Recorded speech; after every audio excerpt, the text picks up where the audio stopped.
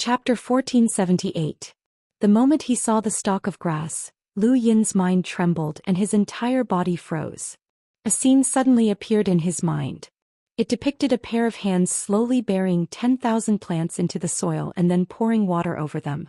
Beside him, a pure white hand reached out and handed over a beautiful piece of silk cloth that was engraved with clouds. Suddenly Lu Yin sobered up. What was that? An illusion? No, a memory? He carefully thought back, but the scene was very clear. However, he couldn't find the scene before or after it. It seemed like there was only one scene and he couldn't see the person's face. What's wrong, Brother Long Qi? Nong Lai asked. Lu Yin pointed at the plant. What's that? Nong Lai's expression changed. It was also planted by someone. Who? Lu Yin asked, staring at Nong Lai.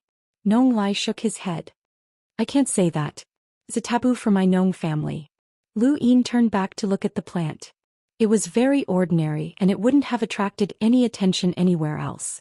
However, in this botanical garden, there was a plant not far from the lotus tree. It was very noteworthy. Why can that plant grow so close to the lotus tree? Lu Yin asked curiously. Nong Lai smiled bitterly. Don't ask me, I don't know. In any case, when Bai Xianer planted the lotus tree, the surrounding plants all withered. Even a plant planted by a progenitor withered. Only that plant was completely fine and it's even growing healthily. Growing healthily? Lu Yin blinked. That plant was only the size of a palm, so how could it be growing healthily? Before the lotus tree was planted, that plant was only the size of a finger and it didn't even grow. But after the lotus tree was planted, it forcefully absorbed the soil's nutrients and that plant grew. How should I put it? It's stealing the lotus tree's nutrients, Nong Lai explained. Lu Yin found it funny that the most ordinary of grasses had managed to snatch away the nutrients from the overbearing lotus tree.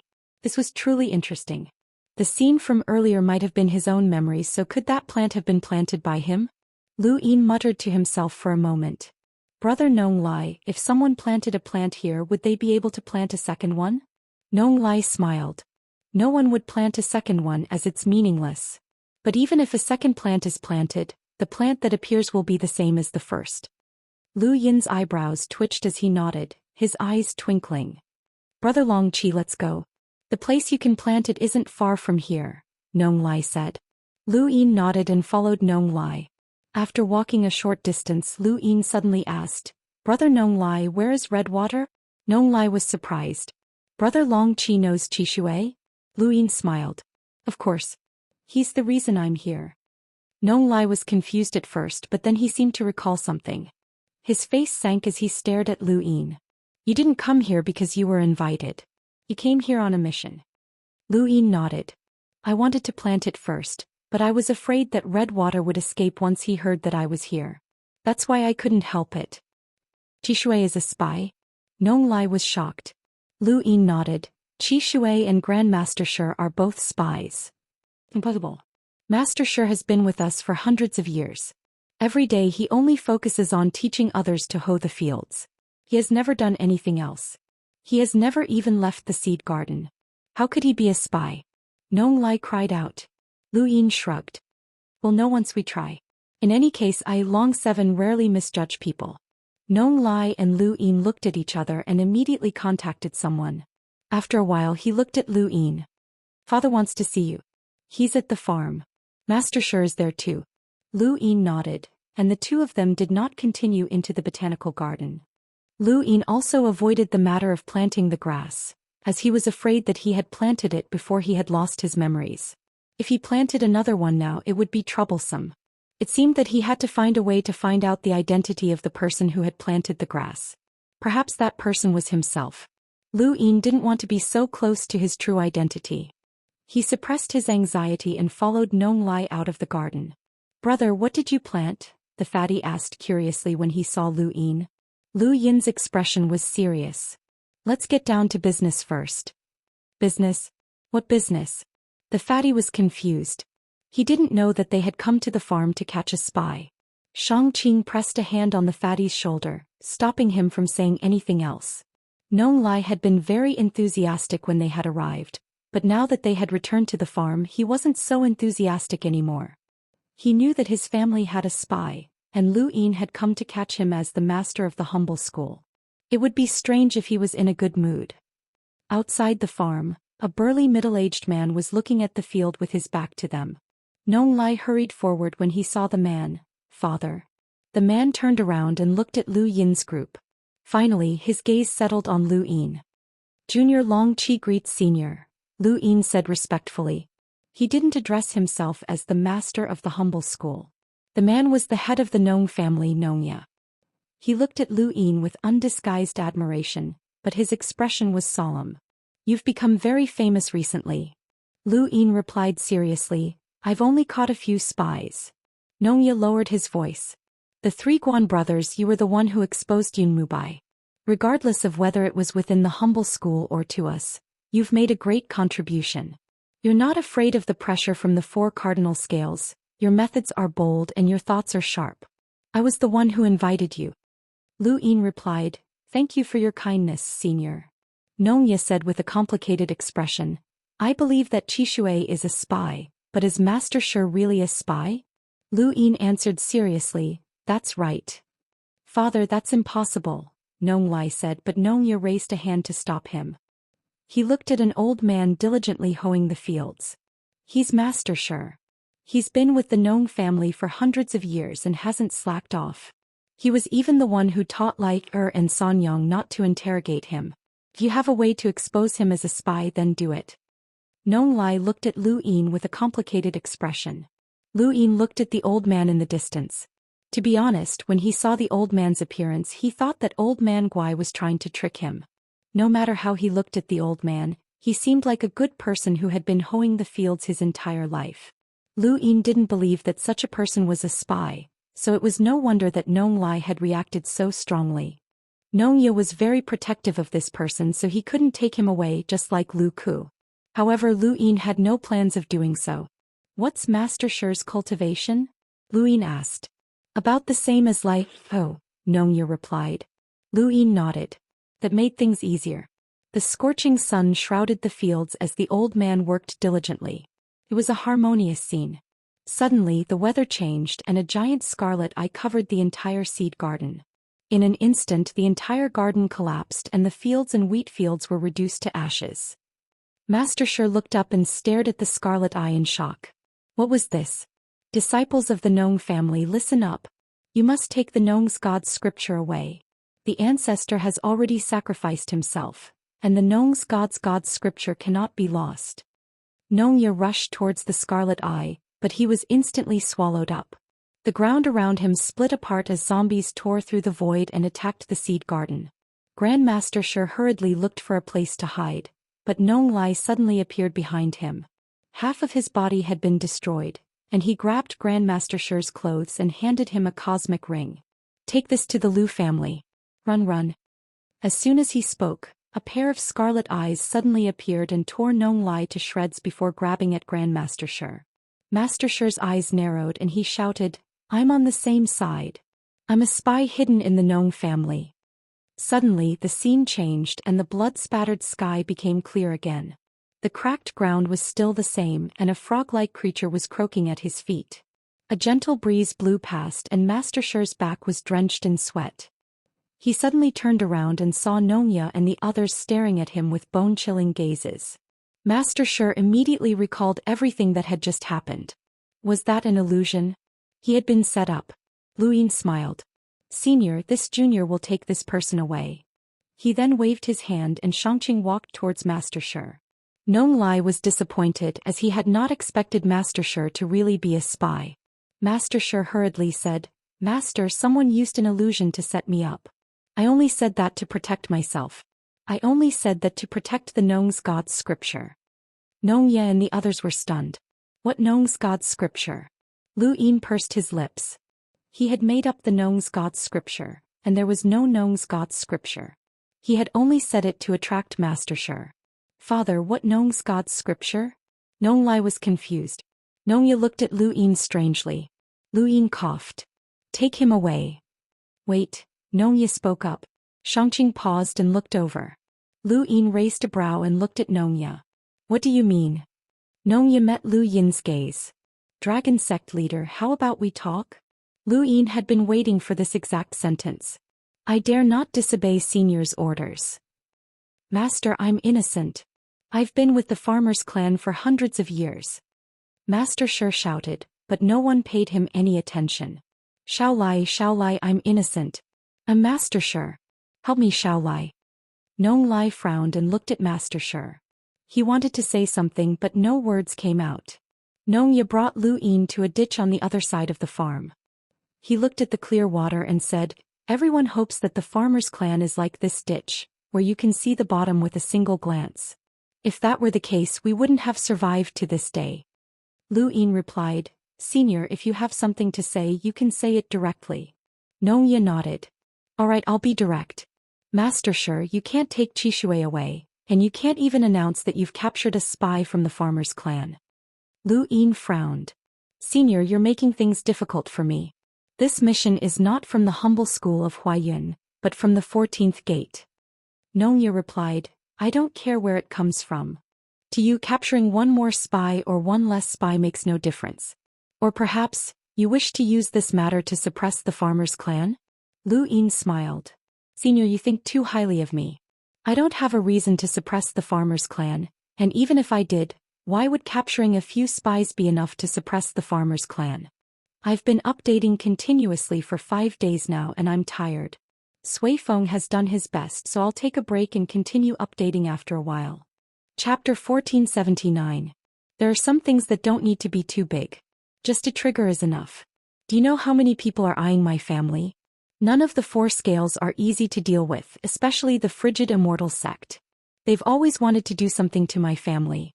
Over the past few years, we've done our best to censor ourselves so that we don't give the frigid Immortal sect an excuse for outsiders to interfere, Nong Ye said seriously. Lu Yin was surprised. The family's situation shouldn't be that bad. Besides, there's still the Lu family and Xian Academy. If the frigid Immortal sect insists on doing something to the family, aren't they afraid that the other families will resist? The White Dragon clan, the Wang family and Xinwu Plain will also be wary. Nong Ye looked at Lu Yin in surprise. I thought that you were focused on capturing spies, but from what you just said, it seems like you have a clear understanding of the situation in this region of space. Long Seven felt that he had said too much. It's just hearsay. Have you heard of a saying? Warm water is used to boil a frog. The frigid Immortal sect is using warm water to boil this region of space and no one can escape.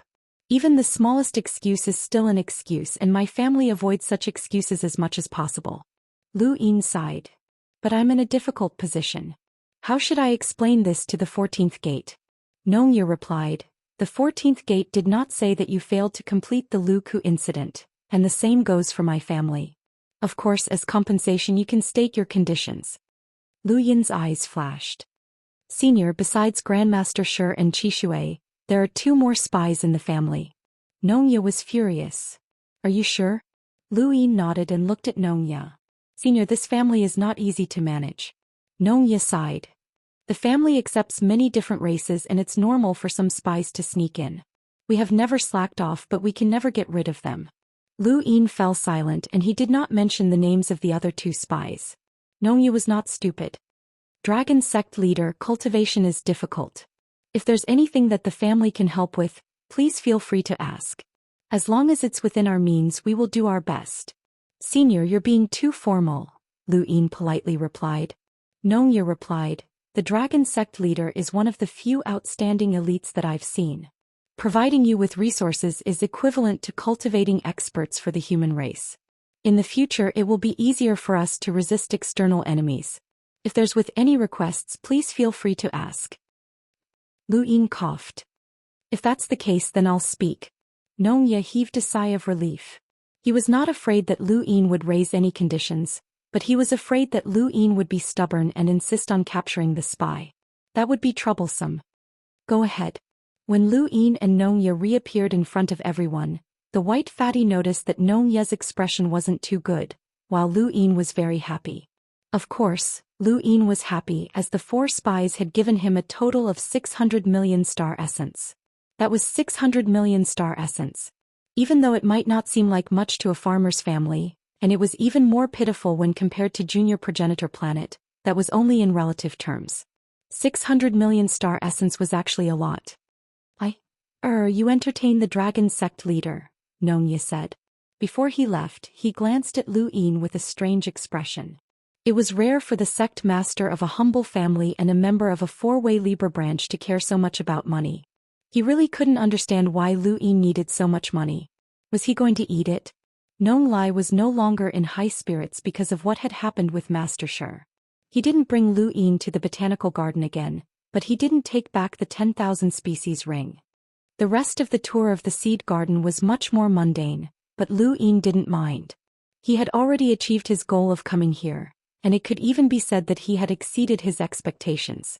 Now that he knew about that little plant, his next goal was to find out more about the person who had planted it, as well as find out more about what had happened to the Lu family. Sanyang, the white fatty exclaimed.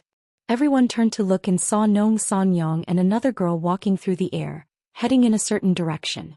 Lu Yin was stunned when he saw the girl with Nong Sanyang. Bai Shui. He had never dreamed that he would run into Bai Shui in the seed garden. Bai Shui and Zhang Dingtian had disappeared from Jupiter, and he had met Zhang Dingtian at the Sword Steel. Zhang Dingtian had told him that Bai Shui had gone to the top world and was most likely in the frigid Immortal sect. Why was she here? Bai Shui didn't see Lu Yin, and she and Nong Sanyang headed in the same direction. Brother Nong Lai, where did Sanyang go? Lu Yin asked curiously. Nong Lai replied, he went to see the big-faced tree. The big-faced tree? Everyone was confused. Nong Lai explained, in the seed garden, there is a tree that has existed for a very long time. It has a fat face and we call it the big-faced tree. According to the ancestral teachings, every descendant of the Nong family must visit the big-faced tree often and chat with it. Can we go take a look? Lu Yin asked. Nong Lai nodded. Sure, let's go. The big-faced tree was located quite far away, and it spanned almost half of the seed garden. An hour later, Lu Yin's group saw the so-called big-faced tree, and it really did have a fat face. There was a forest within the seed garden, and in the middle of the forest was a damp cliff that met with the flow of water. The big-faced tree was at the bottom of the cliff, and Nong Sanyang and Bai Shui were there as well, their backs facing the group. The big-faced tree wasn't very big and it looked like an ordinary tree. Nong Lai stopped a few kilometers away from the tree and had a strange expression. Go take a look. If you can't stand it, you can leave. It's fine. The group was stunned and the white fatty grew nervous. What do you mean? Is it going to hit us? Nong Lai replied, of course not. It's just that the big-faced tree has lived for too long. It's a little, how should I put it, naggy. The white fatty relaxed.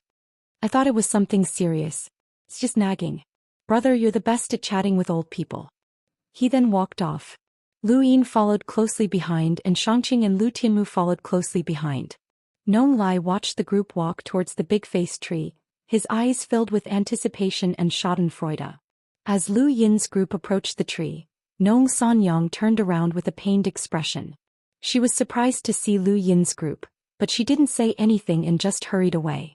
The white fatty greeted her. Sanyang, what are you doing? Nong Sanyang's face was pale, as if she had just gone through a battle that had been completely crushed. Seeing her like this, the white fatty stopped in his tracks and subconsciously looked at Lu Yin. His meaning was clear, he wanted Lu Yin to leave first. Lu Yin pursed his lips and walked behind the white fatty. Go ahead, brother, the white fatty smiled. Lu Yin smiled in a friendly manner and pushed the white fatty towards the big-faced tree. At that moment, Bai Shui seemed to be unable to withstand some sort of torture, and she turned around to leave. She almost collided with the white fatty and just like Nong Sanyang, she was impatient to leave. However, when she saw Lu Yin, she was stunned. Zhang Dingtian, Lu Tianmu and the others were all stunned when they saw Lu Yin, let alone her. However, some unknown torment quickly woke her up, and she followed Nong Sanyang's footsteps and flew away. The white fatty was directly pushed to the front of the big-faced tree. He saw 2 eyes, a nose and a mouth on the tree. Especially the 2 cheeks which were bulging. It looked very fat. This was the big-faced tree. There's another newcomer. How are you, kid? The tree spoke, its mouth constantly moving, but Lu Yin and the others couldn't hear it. Only the white fatty could. When the big-faced tree spoke, the white fatty's brain felt as if it had been struck by a hammer. Every word exploded in his mind. Just a single sentence almost made the white fatty faint. That wasn't all. The big-faced tree continued. Little guy, you don't look well. Are you feeling unwell? Come, Uncle Tree will teach you how to train your body. You dash. At this point, the white fatty fainted, bleeding from his 7 orifices. Lu Yin was shocked and he quickly grabbed the white fatty and threw him away. Behind him, Xianxia and Lu Tianmu retreated as quickly as they could, leaving Lu Yin alone. The tree looked at Lu Yin and Lu Yin happened to look back. When their eyes met, the tree smiled. Here we go again. Lu Yin was about to leave, but when he heard those words he stopped and looked at the tree in shock. You know me? The tree grinned. It actually had teeth, although they were yellow. Don't underestimate Uncle Tree. Uncle Tree may have lived for a long time, but I have a good memory. I remember that you weren't like this the last time you came. Lu Yin understood Fatty Bai's feelings. The big-faced tree's words were like thunder, and it was no wonder that Fatty Bai had fainted. No wonder Nong Sanyang and Bai Shui had reacted that way. No one could withstand such power. Lu Yin estimated that Nong Sanyang would at most listen to a few sentences, and Bai Shui would probably only listen to 1 or 2 sentences. The same went for the white fatty, but he could take a few more. Then do you remember my name? Lu Yin asked. The tree's eyes spun as it tried to think. Lu Yin stared at it. It looked up and grinned. Call me little guy. Lu Yin was speechless. Kid, Uncle Tree misses you a little after we parted last time. You're one of the rare few who can chat with Uncle Tree, and the same goes for the girl who came with you. Where's she? It's been a long time since we last met and she's so pretty. The tree started, but it didn't finish. Lu Yin wanted to stop it, but just listening to it was exhausting all of his strength. He even had to use the origin opening array, but this wasn't a spiritual force attack, so the array was useless. Let's get back to the topic. We talked about the war in the Third Mainland, right? There was a kid called Su Wangtian who was incredible. He was the model of a scoundrel and he could even become a grandmaster. Not only did he like to play chess with others, but he also created a secret technique that allowed him to do so. That's really... The old monster who destroyed the Third Mainland probably didn't notice that Su Wangtian had slipped away. Others might not know where that kid went, but how could Uncle Tree not know? He must have gone to Immemorial City and everyone is trying their best to... Lu Yin didn't hear the tree's next words from the moment he mentioned the Third Mainland. He was only focused on not fainting and staying awake. The only reason he was able to hold on was because he had memorized the Stonewall Scriptures. No matter what happened, there was nothing wrong with memorizing the Stonewall Scriptures. Chapter 1480. The tree continued to ramble on, but Lu Yin was too focused on reciting the Stonewall Scriptures to hear anything else. In the distance, Nong Lai and the rest were stunned. He lasted that long? Even father couldn't last that long. Nong Sanyang was astonished. That long qi was really surprising. Back then Wang Su had lasted for 5 sentences, and Bai Xiaohong had also come and lasted for a few sentences. However, this long qi had actually lasted for half the time it took for half an incense stick to burn. This was no longer a matter of a few sentences. How did he do it? Bai Shui stared at Lu Yin's back. Why was he here? He hadn't revealed his surname, had he? Uncle Tree, let me tell you. Lu Yin growled as a chessboard appeared beneath his feet. He used the secret plan to move and slip away. The tree was stunned and its mouth fell open. Shameless rascal, you've fallen, kid. Lu Yin used the secret plan to move closer to Nong Lai and the rest. This was the first time Nong Lai and the rest had seen it and they were shocked. Lu Yin placed his hands on his knees and panted as he looked at the tree in the distance. Every word had the power to shake one's mind, and talking to it was the same as courting death. But then again he seemed to have heard something about a third continent. Was that Suwangpeng? What did it feel like? Nong Lai asked, taking pleasure in Lu Yin's misfortune. He had been in a bad mood when Grandmaster Shi had been exposed as a spy, but now he felt much better. Lu Yin rolled his eyes. Didn't you want to see the tree? Our ancestors taught us that every disciple has to chat with it once in a while. I just talked to it a few days ago so you won't lose out. Nong Lai smiled. Xianxia was curious. What's going on? Lu Yin replied, experience it for yourself. Xianxia fell silent. Experience it? He wasn't an idiot and Lu Tianmu hadn't even asked. Fatty Bai's pitiful fate was something that even Lu Yin couldn't bear. Very few people can walk out on their first try, and even fewer can chat with the tree for such a long time. Long 7, you're very surprising, Nong Sanyang said, sizing Lu Yin up. Lu Yin smiled. Maybe my ears aren't good. Nong Sanyang smiled, obviously not believing him. He looked at Bai Shui, and this is... My name is Bai Shui. I'm in charge of taking care of the big face tree in the seed garden, Bai Shui replied with a faint smile. Her tone was gentle. She was beautiful to begin with. Back on Earth she had been praised endlessly by Zhou Xian. Now her smile was devastatingly beautiful. There was a kind of pure beauty to it. Shang Qing stared at Bai Shui. He had seen many beauties in his life, and many of them were comparable to Bai Shui in terms of looks. In fact, Starsabil was even more beautiful than Bai Shui. However, he did not know why, but at this moment Bai Shui was extremely attractive to him. Her natural purity had deeply attracted him. Snow White. Are you from the Bai family of the frigid Immortal sect? Nong Lai replied, of course not. There are quite a few people with the surname Bai in the Middle Realm, and there are many with the surname Lu and Xia. Bai Shui is just an ordinary cultivator. Back then she was accidentally saved by my Nong family, so she stayed behind to take care of Uncle Big Face Tree. Lu Yin nodded. I see. Long Qi, I heard that you're here to capture spies? Nong Sanyang asked. Nong Lai's expression turned ugly. Sis, I'll tell you about it later. He then turned to Lu Yin and said, let's continue with the tour. My seed garden is huge. Lu Yin replied, no, I still have matters to attend to. I need to return to Huayuan. Nong Lai nodded and did not try to keep him. In that case, I'll see you out. After watching Lu Yin's group leave, Nong Sanyang turned back to look at the big face tree. Her mind was still replaying the scene of Lu Yin's interaction with the tree. It was inconceivable that he had been able to last so long. This chapter is not finished. Please turn the page. If Lu Yin had communicated with the tree, would he have gotten the information they wanted? Sanyang, who is this Long Qi? Bai Shui asked. Nong Sanyang replied, he's the son-in-law of the White Dragon clan's main bloodline. He looks harmless, but he hides very well. He's exposed more than one redback, and he has the guts to scheme against the four cardinal scales. He's not afraid of becoming a public enemy of the four cardinal scales. He's a... She paused to organize her words before continuing. He's a man with guts. All right. I wonder what he managed to grow. I'll have to ask Nong Lai later. Bai Shui looked into the distance with a strange expression. The son-in-law of the White Dragon clan's main bloodline? Him. The White Dragon clan's main bloodline? That was inconceivable.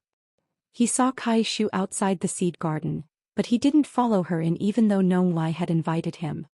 Superintendent Qingchen told you to protect me, Lu Yin joked. Kai Shu smiled. If something can happen in the seed garden, then it doesn't matter if I'm there or not. By the way, what did you grow? Lu Yin shrugged. Nothing. I forgot. Forgot. Kai Shu was taken aback. How could that be an answer? The white fatty woke up and rubbed his head and ears. It hurts. What happened to me? Lu Yin replied, you communicated with the big-faced tree. The white fatty recalled what had happened and his face paled. That was terrifying. A tree can make people faint just by talking. How come there are all sorts of strange creatures in the seed garden? Big-faced tree? Did you guys see it? Kai Shu asked. The white fatty replied, I saw it and heard a few sentences. I don't know anything else after that. Kai Shu was amused. Very few people dare to talk to that tree. How long has that tree existed? Lu Yin was curious as he had clearly heard Su Wangtian's name being mentioned in the Third Mainland. Kai Shu thought about it. Master said that this tree existed when the Daoist sect first existed. Lu Yin was horrified. Daoist sect? That was truly incomparably ancient. Daoist sect? Is that the former ruler? Shangqing asked as he rarely spoke. Kai Shu nodded and said, yes, the former ruler. The Daoist sect existed, the Lu family and the ancestors of the four-way scales all existed. Some fell while others were born. At their peak they formed the 9 mountains and 8 seas. Lu Yin's heart skipped a beat. The 9 mountains and 8 seas? That was the power of the Fifth Mainland's Daoist sect at its peak. Did that mean that this continent had once been connected to the Fifth Mainland? Or perhaps it had originated from the Fifth Mainland. However, the 9 mountains and 8 seas had probably been 9 progenitors. In this part of the universe, the four-way scales, the Lu family, the Nong family, the Ghost Abyss, and the Frigid Governor all had similar numbers, so Kai Shu didn't feel as hopeful. Could there be more to the 9 mountains and 8 seas? The ruler was from the Daoist sect? Isn't it that family? The fatty asked. Kai Shu replied, you're talking about the Lu family, right? The Lu family was indeed a ruler, but in ancient times the Daoist sect ruled the entire continent. I'm not sure how the two were divided. Forget it, this matter is too ancient and I've only heard Master talk about it a little. However, even Master doesn't know much about this history, so don't take it seriously. Senior Kai Shu, the two manors shouldn't be too far from here, right? Lu Yin suddenly asked on the way back to the humble Huayan sect. Kai Shu replied, it's not far. Why do you ask? There's a spy there, Lu Yin said.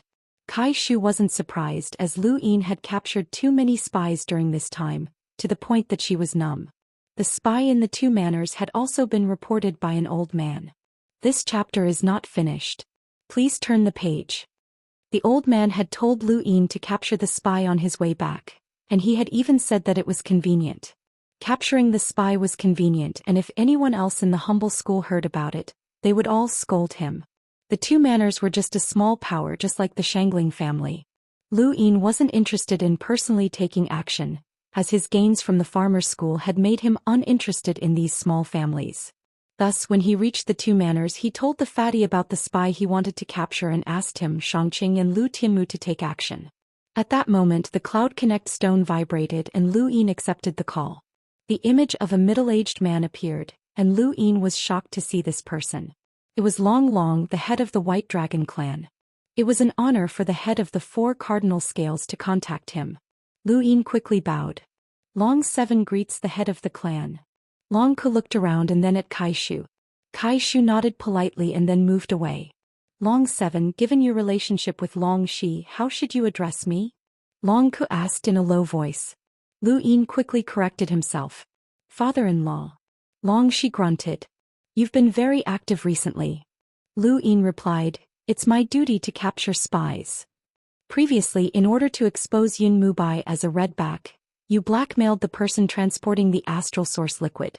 One of the two was from my White Dragon clan, Long Ku said. This was an act of revenge, but why had it dragged on for so long? Lu Yin respectfully said, please punish me, father-in-law. Long Ku smiled. Capturing a redback is no crime. Thank you, father-in-law. Lu Yin pretended to be relieved. Did you just go to the farmer school? Long Ku asked. Yes. How many spies does the farmer school have? Lu Yin thought about it. Although he had promised the farmer school not to spread the news, Long Ku obviously knew. For Long Ku wasn't surprised. The farmer school has taken in too many people, so it's normal for them to have 4 spies. What about my White Dragon clan? Do we have any spies? Lu Yin didn't understand. Father-in-law, what do you mean? What do you mean? Long Ku met Lu Yin's eyes and said seriously, my White Dragon clan has spies and redbacks. Lu Yin was confused. What did that mean? Like the old man for him to capture? For him to perform meritorious deeds? My White Dragon clan definitely has redbacks. Long Seven, with your sources of information and your ability to see through people, do you think that Elder Long Quan might be a redback? Long Ku asked. Lu Yin's mind flashed and he understood that Long Ku was trying to frame him.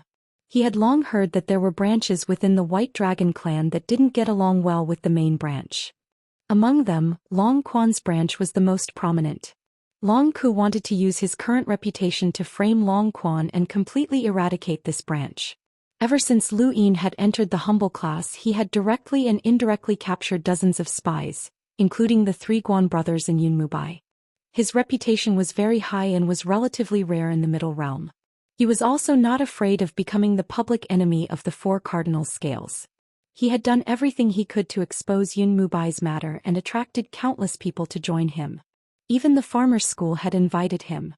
His current reputation for capturing redbacks and spies was not low. Long Ku wanted to use his current reputation to get rid of Long Quan's branch. Lu Yin lowered his head. What a vicious method. He actually wanted to use such methods to deal with his own clan. He believed that when Long Ku contacted him, he had prepared evidence. As long as Lu Yin pointed out that Long Quan was a redback, Long Ku would immediately take out the evidence and make sure that Long Quan would never be able to make a comeback. Lu Yin had used the Scarlet Vertical Eye token to falsely accuse the Guan brothers because he knew that the Guan brothers were redbacks. Long Ku had deliberately framed him, and this move was ruthless. End of chapter. Chapter 1481. Long 7, tell me, is Long Quan a redback? Long Ku asked again as he stared at Lu Yin with a burning gaze. Lu Yin felt his scalp go numb. Father-in-law, this is, Long Ku growled. When you tried to expose Yun Mubai as a redback, Elder Long Quan stopped you multiple times. What was his intention? Have you been suspecting him ever since then? Lu Yin was speechless. He had even found a motive. You suspected Elder Long Quan and used the information channels behind you to investigate. You finally found out that Elder Long Quan is a redback. Is that right? Lu Yin's eyes narrowed. Right or wrong? This was a problem, as he did not care about Elder Long Quan's life or death.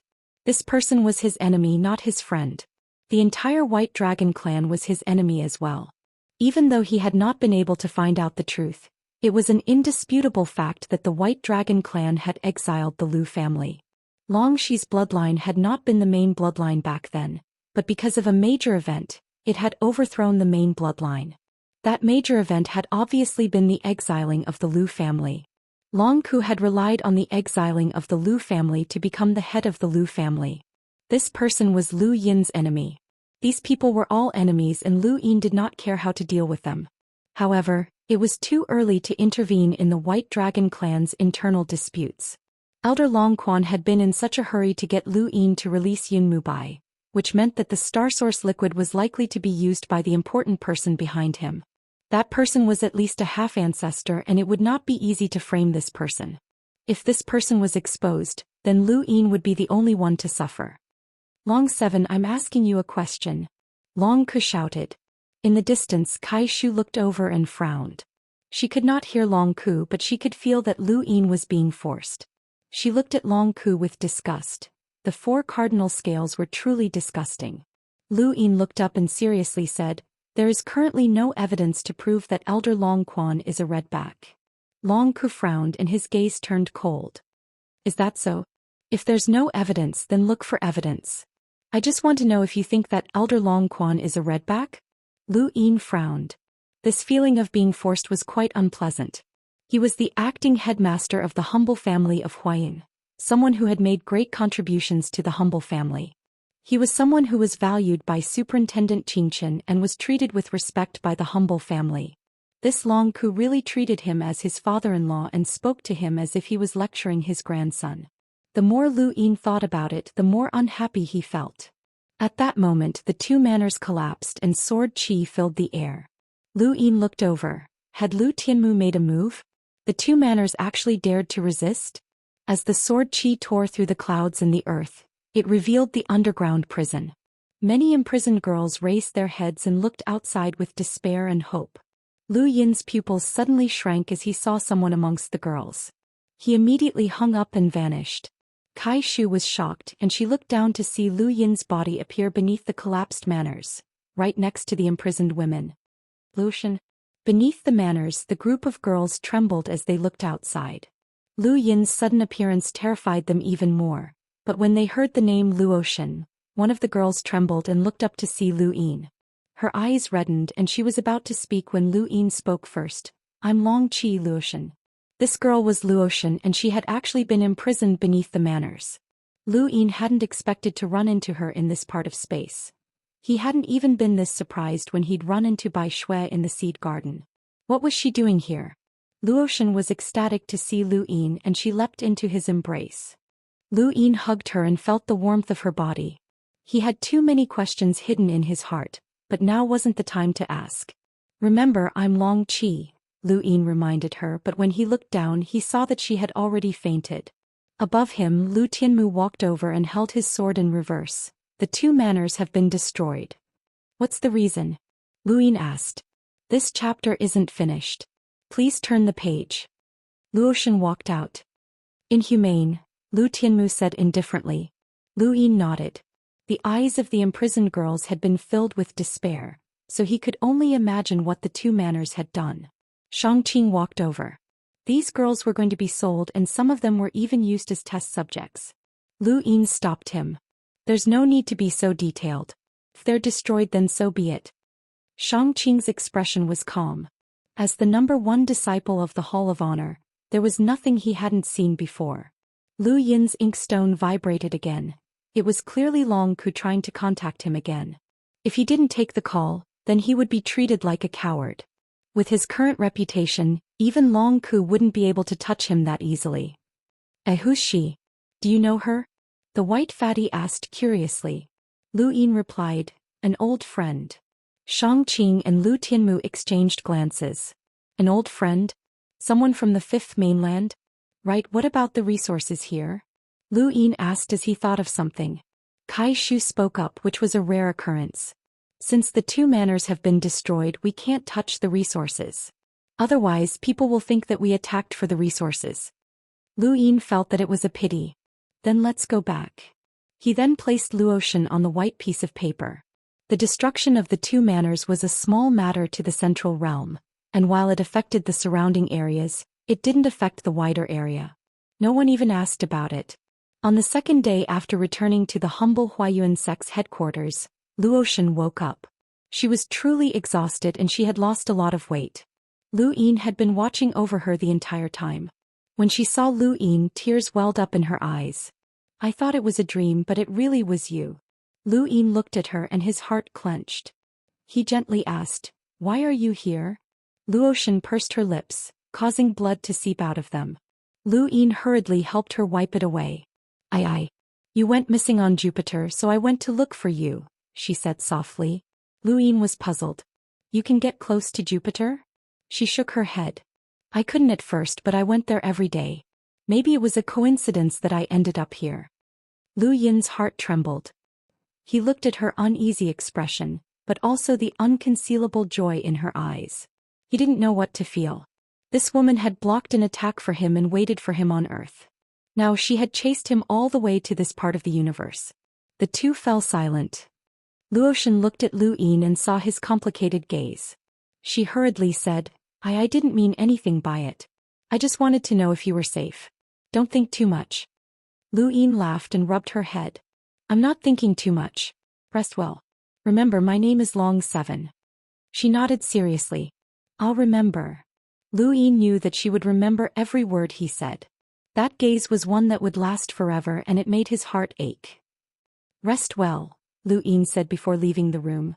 After he left, Luo Xian buried her head in her blanket and cried tears of joy. She had finally found him and he was still alive. Lu Yin walked out of the room and returned to his own residence. He was a bit tired. Feelings could make people happy, but they could also be heavy. Luo Xian's feelings were too heavy. Women, the old man's voice rang out. Lu Yin was startled and unhappily retorted, couldn't you have said something earlier? The old man laughed strangely. Kid, do women make you tired? Lu Yin subconsciously nodded. He suddenly felt that the old man's words weren't quite right, but he couldn't put his finger on it. Lu Yin looked at the old man's strange smile and said, if you have something to say, just say it. I'm not in the mood to talk. This chapter isn't finished. Please turn the page. You're going around in circles. The old man stretched lazily. That girl reminds me of her past self. I can't go back to my youth. Lu Yin was speechless. You have to admit that you're old. What's there to miss? The old man sighed. Kid, you'll understand when you're old. The greatest joy of that time is to reminisce. Lu Yin looked outside. Do you want to know about redbacks? The old man asked, his words shocking Lu Yin. Redbacks and spies were 2 completely different concepts. Capturing 100 spies wasn't as important as capturing a single redback. Lu Yin looked at the old man. You know about redbacks as well? The old man was pleased. Of course, kid. This information is enough to raise your status once again. You might even be able to meet the governor of the humble academy. Lu Yin fell into deep thought. Aren't you tempted? The old man was curious. Lu Yin solemnly replied, a tall tree attracts the wind. It's not good. The old man rolled his eyes. Who told you to do it yourself? You can sell this information to Xianxia. Lu Yin was surprised. Sell? The old man smiled. Although it's called sell, it's actually an exchange of resources. You tell Xianxia about redbacks in exchange for the resources or information you want. That's the deal. Lu Yin was tempted as this was a good idea. If he captured redbacks, those freaks would definitely treat him as a thorn in their side. He didn't want to spend his days on guard against assassination attempts, especially since those freaks had sinister methods that were impossible to guard against. He still wanted to return to the Fifth Mainland alive. However, if he sold information about Redbacks to the humble academy, not only would he be able to hide himself, but he would also be able to obtain the resources he wanted. It was killing two birds with one stone. Some people needed prestige to increase their status, but Lu Yin did not need that in this part of the universe. As he thought about it, he looked at the old man with a fervent gaze and a rare smile appeared on his face. "Senior, please enlighten me." The old man laughed. "Kid, you're too snobbish. This old man has already opened up a path for you, but you've changed your attitude so quickly." Lu Yin pursed his lips. This really was an open path. In the future, if he obtained information about a spy, he would just sell it to the humble academy. In any case, he wouldn't need to do anything and 1 billion star essence would be enough for him for now. The old man sneered and then his expression became serious. "Redback isn't that easy to capture. This old man needs to confirm this information.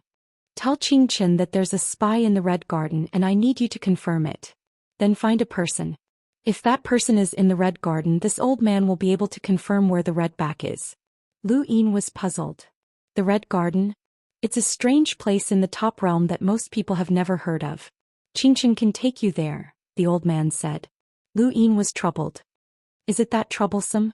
The old man was speechless. "Capturing Redbacks isn't that troublesome.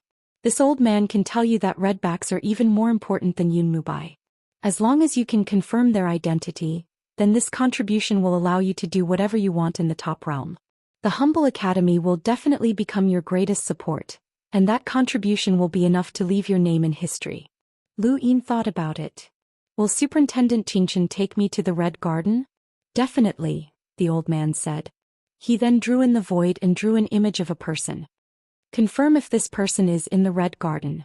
If he is, then this old man can confirm that it's Redbacks."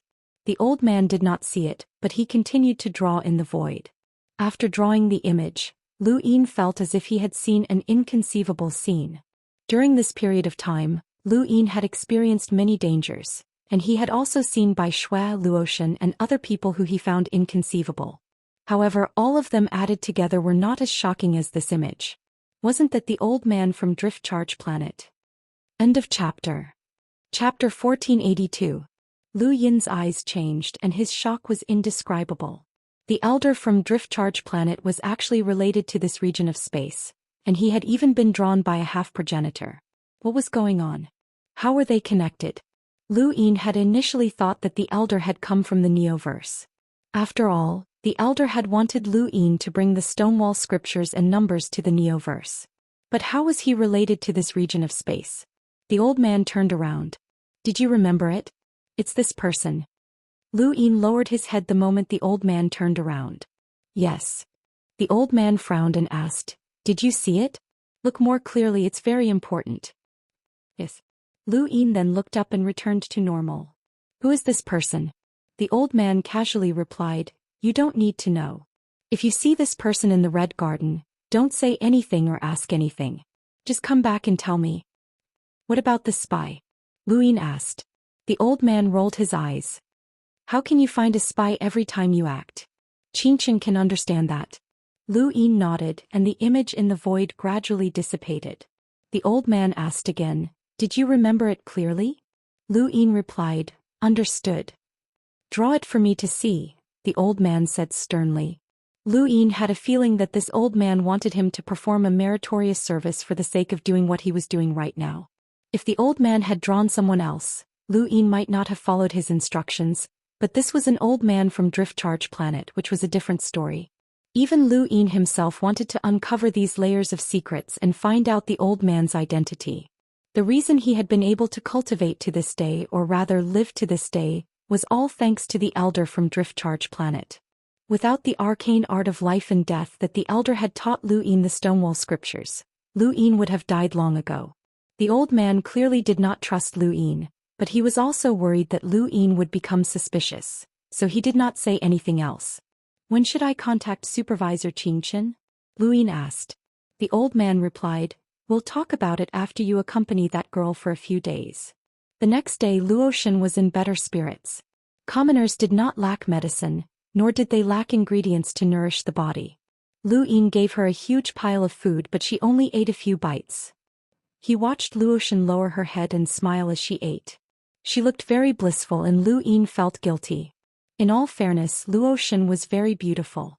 After all, she was the most popular celebrity in the Outerverse, and she had the qualifications to become the Great Eastern Alliance's public face.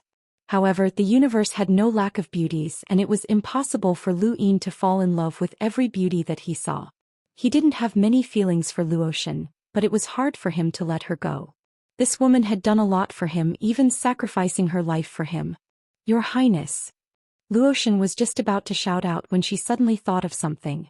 Brother Long, can you stop looking at me? Lu Yin was taken aback. Sorry. He had been thinking about something, which was why he had been staring at Luo Shan all this time. He hadn't even realized it himself. A girl would always feel embarrassed if someone stared at her while she ate. Luo Shan smiled. Thank you. Lu Yin turned to look outside. Not long after, Luo Shan said, I'm done. Lu Yin looked over and saw that there was still quite a bit of food on the table. Eat some more, your body needs some nourishment. Luo Shan replied, okay. After that he continued to sit down. Half a day had passed by the time Luo Shan finished the table's worth of food. She ate very slowly and gracefully. I'll take you around, Lu Yin said. Luo Shan nodded as if she wouldn't reject any of Lu Yin's requests. Bring her along. This chapter is not finished. Please turn the page. Luo Shan felt like he was carrying a little tail and she followed wherever Lu Yin went. How long have you been on Jupiter? Lu Yin asked. Luo Shan thought about it. I went there after you went missing. Lu Yin sighed. When did you arrive in this part of space? A few days ago. I was captured as soon as I arrived. Luo Shan was still a little afraid. Are you hurt? Lu Yin asked. Luo Shan shook her head. My body is weak, but I'm not hurt. The atmosphere was a little heavy as Lu Yin wasn't used to walking around with a girl. If it had been Ming Yan, he would have been happy as she was his lover. Even if it had been Madame Naylan, he would have felt more comfortable as the feeling was different.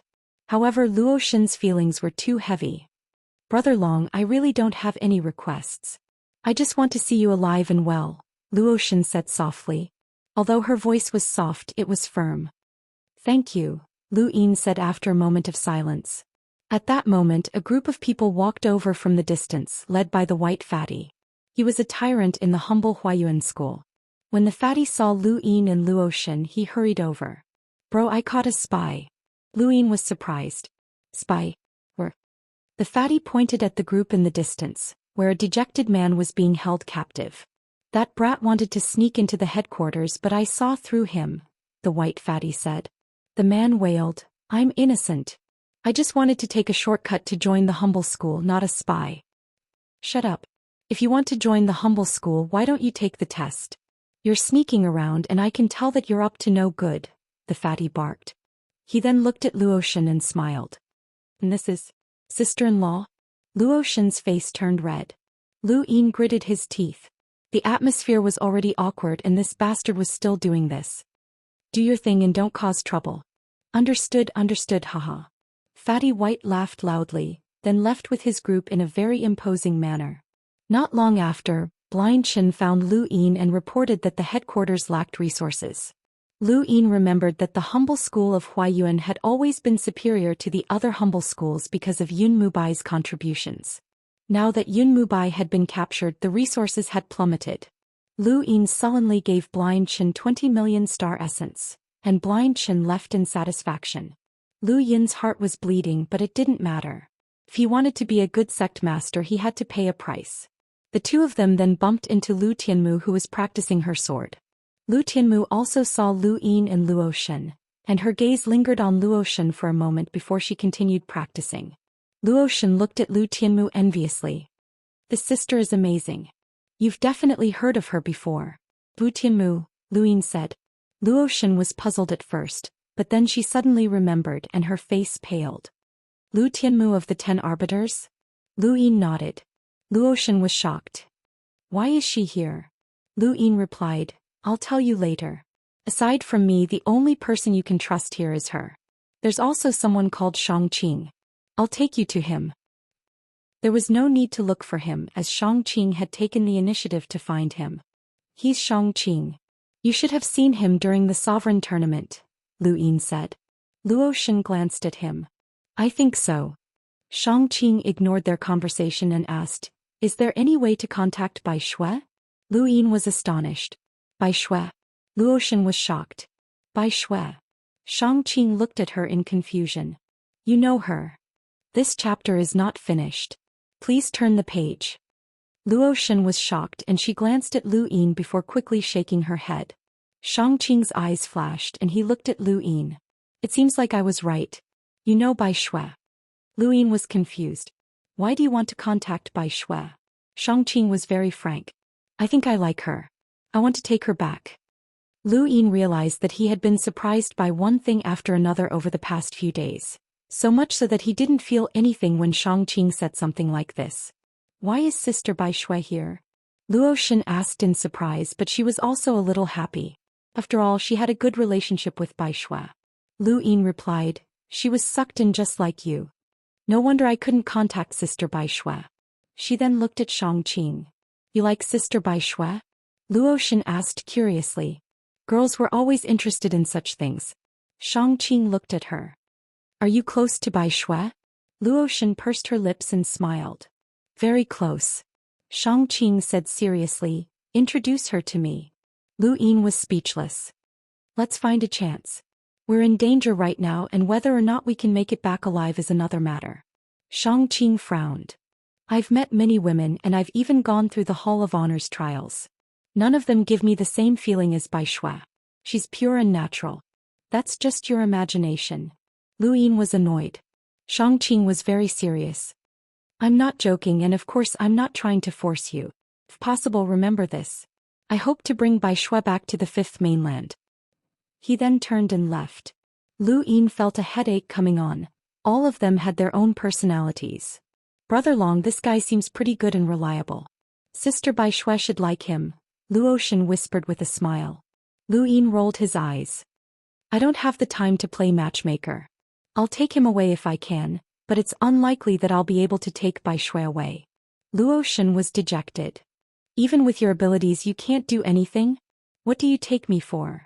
Lu Yin asked. Xianxia's interference had broken the silence between him and Luo Shen, and their conversation gradually became more casual. Lu Yin sighed in relief. He accompanied Luo Shen for 2 days and showed her around. He saw her happy smile which somewhat eased his guilt. On the 3rd day Lu Yin contacted Qichen. There's a spy in the Red Garden. Qichen had been in a good mood and was leisurely sipping tea. But when he heard this, his expression changed and he almost spat out the tea in his mouth. What did you say? Say it again? Lu Yin's gaze turned cold. The Red Garden was indeed very important. Qichen hadn't even been this nervous when he'd heard that Yun Mubai was a spy. It was obvious that the Red Garden was no less important than the Cloud Ladder. There's a spy in the Red Garden, Lu Yin said solemnly. Qichen's expression turned solemn. Information from Boundless? Lu Yin neither confirmed nor denied it. Qichen frowned. Name. Lu Yin replied, no name. The information only says that there's a spy, but I can only investigate who it is myself. Qichen wasn't surprised. That's right. Even Boundless can't understand the Red Garden. Knowing that there's a spy in there is already the limit. He then looked at Lu Yin. How do you plan on investigating? Lu Yin answered seriously. I really do have the ability to see through people, but I need supplementary information. Now that I have the information, if there really is a spy in the Red Garden, I'll definitely be able to tell. Qichen obviously didn't believe him. As a half-ancestor, his ability to find spies wasn't bad, but this matter was too important. Wait a moment. He then hung up. End of chapter. Chapter 1483. Lu Yin looked up at the top realm. If everything went according to plan, he would be heading there. The top realm was a place where only the most powerful people could live, and he wondered what it would be like. After waiting for an hour, the Cloud Connect stone vibrated, and Qingchen's image appeared with a solemn expression. I'll take you to the Red Garden and we'll search for spies based on your judgment. I'll accompany you throughout the search. Lu Yin nodded. All right. I'll be right there and take you to the top realm. With that, the image disappeared. Lu Yin asked, Superintendent Xianxia is already here. Are you sure he won't discover you? The old man walked out. Of course not, he's not stronger than me. As long as we stay here he won't be able to find us. Lu Yin walked out. Kid, look at everyone in the Red Garden. Don't let anyone escape, the strange old man said sternly. Lu Yin turned around and looked at him mockingly. Old man, you're acting completely different from before. Can I assume that you care about this matter? The old man laughed strangely. I know you're smart, kid. So, can you answer my question? Was the abandoned land fun? Lu Yin's expression changed. The old man knew that they had come from the abandoned land. This is a deal. You and I both know it. As long as you help me seriously, I won't say a word about you, said the old man seriously. Lu Yin frowned. The person you're looking for might not be in the Red Garden. Don't blame me if you can't find him. I know how many people are in the Red Garden and I know the characteristics of some of them. When you return you must answer a few questions. If you answer correctly, it means that you're serious about helping me. If you don't, then Xianxia will be disappointed. Who would have thought that the most brilliant genius of the humble school and the acting sect master would be a stowaway from the abandoned land? If I remember correctly, you went to the sovereign realm with the fourth young ancestor and a group of people went missing. Do you think the 4 cardinal scales will believe that you had nothing to do with them? Will they believe that you had nothing to do with the fourth young ancestor? The old man laughed strangely. Lu Yin's eyes narrowed. The old man really dared to guess. The missing people were all in his cosmic ring. Don't worry, senior. I'll complete this task seriously. Don't worry, little fellow. I'll give you the promised redback. You'll become one of the most important figures in this starry sky, said the old man. Lu Yin did not believe the old man, but he had to do as he was told. At the very least, Lu Yin had not found any reason for the old man to harm him, and he also wanted to know the old man's identity. Although the majority of the people in this region of space were definitely hostile to stowaways, there were also some who did not care, such as Wu Taibai. This old man in front of Lu Yin acted in a secretive manner, and it was obvious that he was not on the same side as the mainstream powers in this region. Lu Yin would rather believe that Wu Taibai did not care about his identity as a stowaway.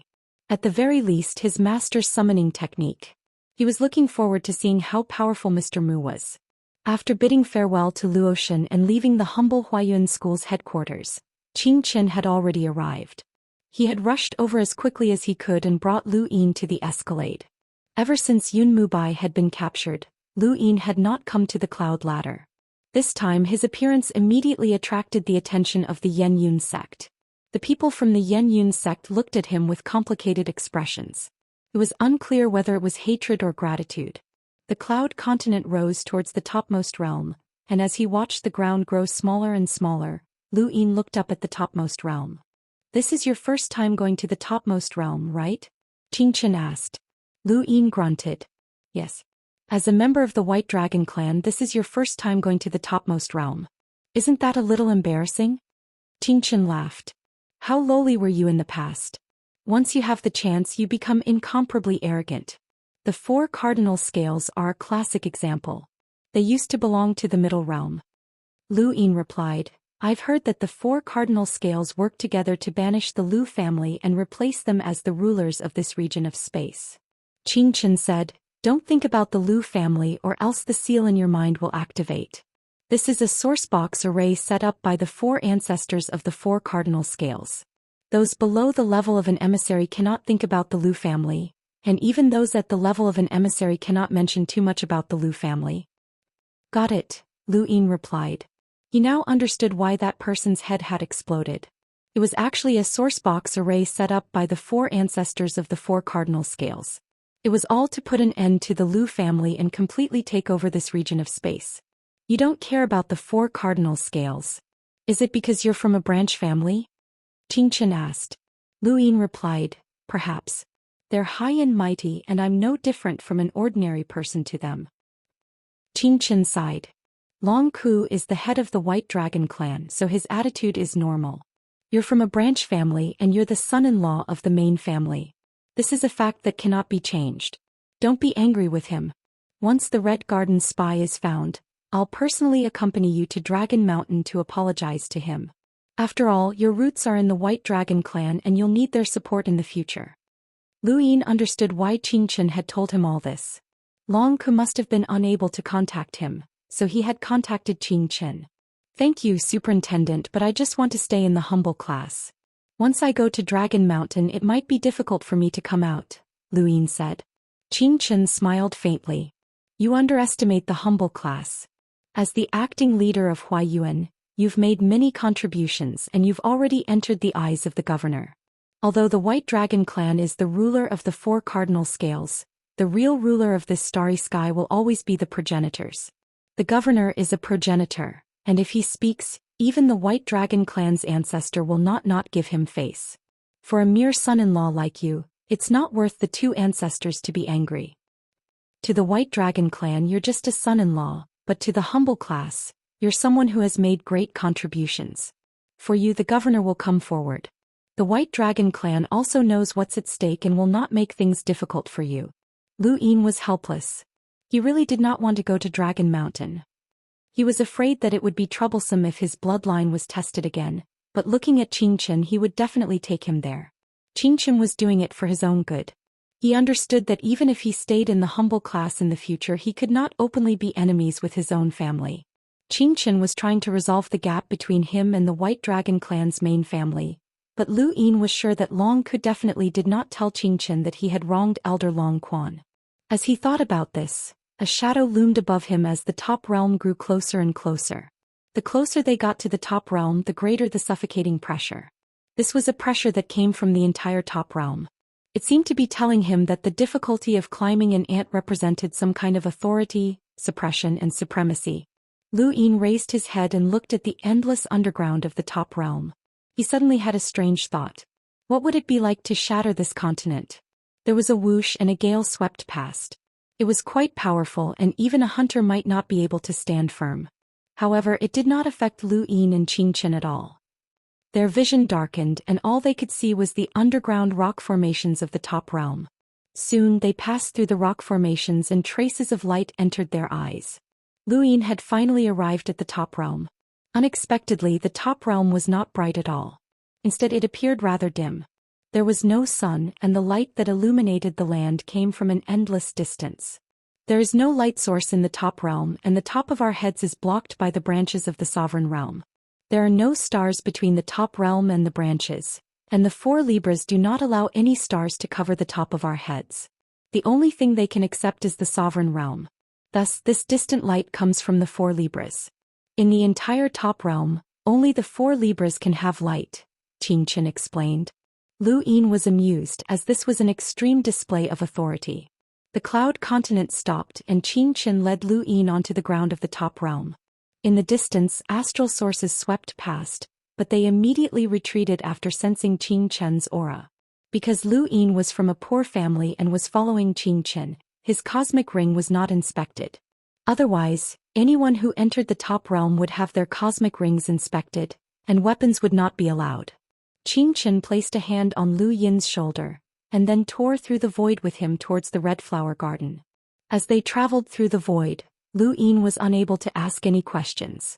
The top realm was very large and a considerable portion of it was occupied by the 4 Libras. There were not many public areas. As Chen carried Lu Yin through the void, no less than 5 astral sources swept past them. One of the astral sources even forced Chen to stop and say something to someone. You can actually withstand the pressure of the astral source universe. That's beyond my expectations, Chen suddenly said. Lu Yin's heart skipped a beat. He had forgotten that Chen had taken him through the void in the astral source universe. As an enlighter, it was generally impossible for him to come into contact with the astral source universe. Even the 4th young ancestor had only come into contact with it for a short period of time, but he had not reacted for such a long time. The White Dragon's physique is really good, Chen sighed and did not ask any more questions. One day later the two stopped. The humble Middle Realm's 9 Gates Superintendent Chen and Huayuan's humble schools Long Qi have applied to enter the Red Flower Garden, Chen said to the empty space in front of them. Lu Yin looked at the empty space in front of him. There was nothing there. Was this the Red Flower Garden? In other words, there was a hidden world here just like the 3,000 realms on Glory Mountain. In the sky, A beautiful and enchanting flower tore through the void and appeared out of thin air. Lu Yin looked at the bright red flower and was shocked. This was the red flower that had appeared in the last memory of the Lu family in the person who had fused with him. It was also the same red flower that had appeared in Bai Xiaohong's cosmic ring. Was this the red flower garden? Qingchen looked at the birth of the red flower and fear flashed through his eyes. He raised a hand and touched the red flower with a finger. The two suddenly disappeared and the red flower disappeared as well.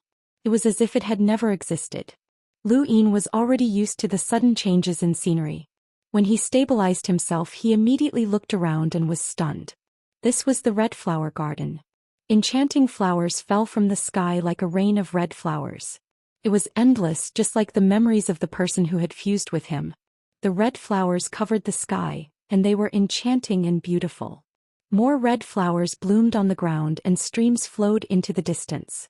Flower petals floated on the river's surface. The bamboo forest was quiet and serene, and the mountains in the distance were all red. The entire world was red. This was the red flower garden. There was no one here and it was empty. Chapter 1484. When they arrived at the red garden, Qing Chen's fingers trembled as if he had remembered something. His eyes were full of fear. This is the red garden. Remember, don't tell anyone that you've been here. Lu Yin was puzzled. Is this place important? Qing Chen replied, it's more important than you think. Why isn't there anyone here? Lu Yin asked. Qing Chen replied, if there's no one here, we'll go find them. I'll take you to see everyone here. If you find any spies, don't say anything. Someone who can hide here is definitely not simple. Lu Yin nodded and didn't say anything. Qing Chen didn't say anything either and led Lu Yin along the direction of the stream. If Qing Chen had been a woman, this would have been the most beautiful place for a rendezvous. However, in the face of such beauty, Qing Chen's eyes were filled with fear and vigilance. Lu Yin was the same. This place was beautiful, but it was so beautiful that it made him panic. Red flowers rained down from the sky as if they were about to be buried. They had not walked far when Lu Yin's ears suddenly twitched. He looked ahead and saw the soil moving. He was on high alert. Qing Chen narrowed his eyes and stared ahead. The soil suddenly burst open and a figure rushed towards them. Qing Chen waved his hand and the void split open, sweeping towards the figure. The figure was hit by Qing Chen's attack and flung into the distance with a strange cry. Lu Yin saw clearly that it was a man with disheveled hair and a dirty face. He looked like a madman with a red flower in his mouth. With a bang, the man fell into the stream, triggering another scream. How dare you trespass into the ancestors' territory? Do you want to die? I'll destroy your entire family. Qing Chen and Lu Yin looked into the stream and saw the madman laughing strangely. He was lying flat on the surface of the water, not moving at all. Qing Chen's attack had not been able to hurt him. At the bottom of the stream, a pair of eyes stared at them. His eyes were red and he looked even crazier. Why don't you kneel and salute the ancestor? When the ancestor gets angry, you won't have a chance to live. Lu Yin was puzzled. Qing Chen said, the Red Garden is a prison where the most powerful madmen of the astral tree are imprisoned. The old man had never told Lu Yin what the Red Garden was. He had asked, but the old man had remained silent. Qing Chen hadn't mentioned it on the way here either, so it was only now that Lu Yin found out that the Red Garden was actually a prison that specialized in detaining lunatics. Who are these lunatics? Lu Yin asked. Qing Chen said, you'll know later. After that he continued to walk forward. Lu Yin met the gaze of the person at the bottom of the water, and the pair of eyes stared fixedly at Lu Yin. As the water rippled, Lu Yin was able to see the person clearly. It was an old man with tattered clothes, but he could tell that they were luxurious and exquisite. The way he sat made it seem like he was sitting on a throne. He was clearly a madman, but he was filled with dignity. If you dare look, I'll wipe out your entire family, shouted the crazy old man. But all he could do was talk. He didn't move. Meanwhile, the man lying flat on the stream was still grinning and mumbling something. Copy this scripture 100 times. You're not allowed to be naughty, and you're not allowed to look at the ancestor. The voice grew softer and softer, and Lu Yin couldn't help but turn back to look at the crazy old man at the bottom of the stream. Don't worry, these people are too obsessed. They're just lunatics, said Qing Chen. They didn't walk far before the ground trembled slightly. This chapter is not finished. Please turn the page. The old woman was squatting on the ground, fiddling with something. As the two drew closer, they could see clearly. The old woman's arms were constantly striking the ground as if she was chopping something, but she didn't have a knife. Her arms had already rotted away, revealing her white bones. Don't worry, it's almost done. What else do you want to eat? Fried iced fruit? Grilled fish? I'll cook anything. Don't worry, it's almost done. What else do you want to eat? Fried iced fruit? Grilled fish? I'll cook anything. Don't worry, it's almost done.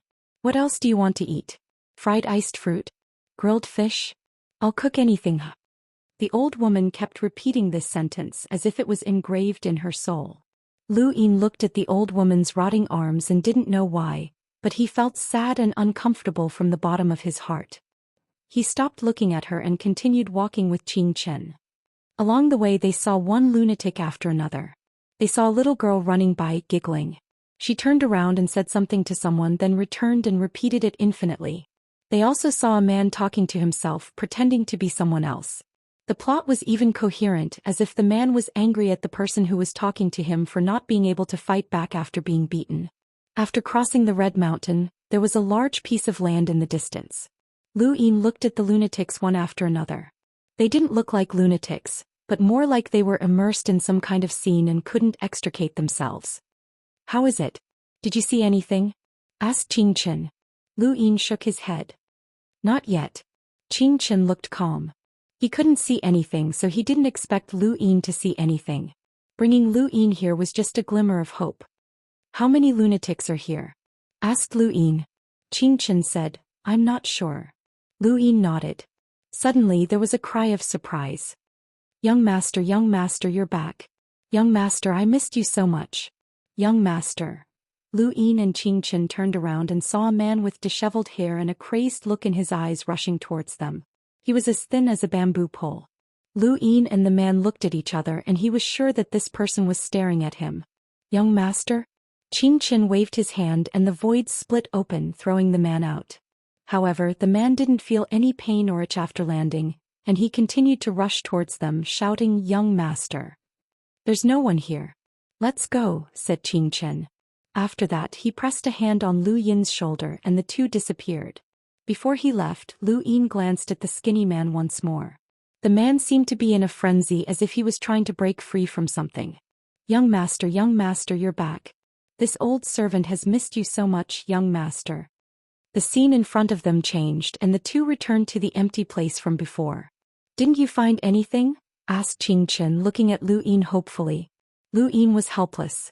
Your subordinate is useless. I couldn't find anything. Xianxia said in a low voice, It's not your fault. Even I couldn't find anything. Let's go, I'll take you to Dragon Mountain. Lu Yin knew that he had to go to Dragon Mountain, or else he wouldn't be able to explain himself. Even cultivators couldn't break free from the shackles of their thoughts. After all, he was from a branch of the White Dragon clan, and unless he encountered a life-or-death situation, no one in this region of space believed that he could ever leave the White Dragon clan, much less willingly leave.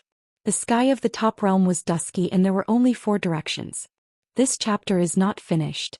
Please turn the page. Wherever the scale was, there was light. On the way to Dragon Mountain, Xianxia gave Lu Yin some knowledge about the top realm. For example, the White Dragon clan's Dragon Mountain emitted light from beneath Dragon Mountain, or rather the entire mountain was glowing. Dragon Mountain was surrounded by lakes, which caused the underground light to reflect into the sky, creating a mirage-like scene. No one knew where the underground light was coming from, but some guessed that there was a giant source-box array set up beneath Dragon Mountain. The light from the frigid Immortal sect's mountain gate originated from white clouds. The sky of the frigid Immortal sect was blue, and the clouds were white. Every cloud emitted light that was gentle, comfortable, and beautiful. No one knew why these clouds emitted light. More importantly, the light emitted by the clouds had a certain healing effect. Not only could it heal the body, but it could also calm one's mind. It was inconceivable. The entire Wang family lived on a severed palm. Since ancient times, countless people had tried to find the origin of this severed palm, but no one had been able to find anything. The severed palm was enormous and it supported the entire Wang family. Thus, the Wang family's location was the highest of the 4 scales, as if it were among the clouds. There was also a sphere that emitted light from the severed palm. It wasn't a celestial body, but rather a manifestation of some sort of power. Speaking of the Wang family's severed palm, Lu Yin suddenly recalled the palm that Wang Su had visualized. Could it be that severed palm? Xinwu Plain's light source was the strangest, as it was a hellworm. There was a hellworm locked in Xinwu Plain, and it was the source of light for the entire plane. This was the 4 scales, and each of them had their own methods. In other places it was easy to produce light, as any expert could pull a celestial body to emit light. However, this was not allowed in the top realm. Above the 4 scales was the sovereign realm, and no celestial bodies were allowed to exist. My humble class has a special status. Due to the existence of the governor, there are many times when even the 4-way scales can only endure. But this special status is due to the 4-way scales' fear of the governor. They can't tolerate redbacks. This special status is given to us by the 4-way scales. If you think you can rely on your merit points to make the 4-way scales helpless, then you're wrong, said Xianxia indifferently. Tolerance is mutual. You can ignore the elite disciples of the 4 scales, their elders, and even the junior ancestor, but you cannot ignore the family head and the half-ancestor. Do you understand? Lu Yin could feel that Xianxia was truly being considerate towards him, and he nodded. Yes, Superintendent. Xianxia grunted and then led Lu Yin through the dusky sky, heading towards Dragon Mountain. In that direction the light was growing brighter and brighter. Lu Yin could often sense the star energy fluctuations of cultivators on the ground. Clearly the top realm was not a paradise, and the battles here were just as intense. Suddenly, there was a loud explosion that shook the void and tore apart the space above them. Lu Yin looked up and looked towards the south in shock. The sky there had changed. What should have been a dark and calm sky was now replaced by a pair of crimson vertical eyes. These crimson vertical eyes were deathly cold, like a corpse looking at another corpse, and the other corpse was the entire starry sky of trees. Xianxia saw it as well. Compared to those eyes, even the top realm did not seem as large. His face went pale as he stared blankly. The astral tree realm has split open? The scarlet eyes looked towards the top realm, and countless people saw them as well. Endless fear rose up spontaneously, causing their scalps to turn numb. Lu Yin's back went cold and he could not help but tremble in fear. Those eyes brought with them a sense of despair. End of chapter. Chapter 1485. The moment the scarlet eyes appeared, a huge triangular shadow rotated in the southern sky. Then another triangle rotated, one after another, until there were a total of 5 triangles. Each triangle was several times larger than the pair of eyes, and it was as if a gear had been installed in the topmost realm. They slowly rotated, and each rotation caused the topmost realm to tremble. Lu Yin was certain that each triangle was incomparably large, and if all 5 of them were added together, they wouldn't be much smaller than the topmost realm. The array base has been activated. Not good. Xianxia gritted his teeth and grabbed Lu Yin before vanishing. He had never looked so nervous before. It wasn't just Xianxia. Lu Yin also saw an envoy-level powerhouse shuttling through the void not too far away, but Xianxia quickly left him far behind. Xianxia used his fastest speed to find a suitable location. He then pressed down with one hand, causing the ground to crack and shatter. The void was pierced through, and the area of destruction grew larger and larger until Lu Yin could no longer clearly see what was going on. A moment later, a huge square platform was revealed, and that platform was the source box. Lu Yin did not have time to be surprised as Xianxia's voice sounded out. We need to replenish the astral source for the array base.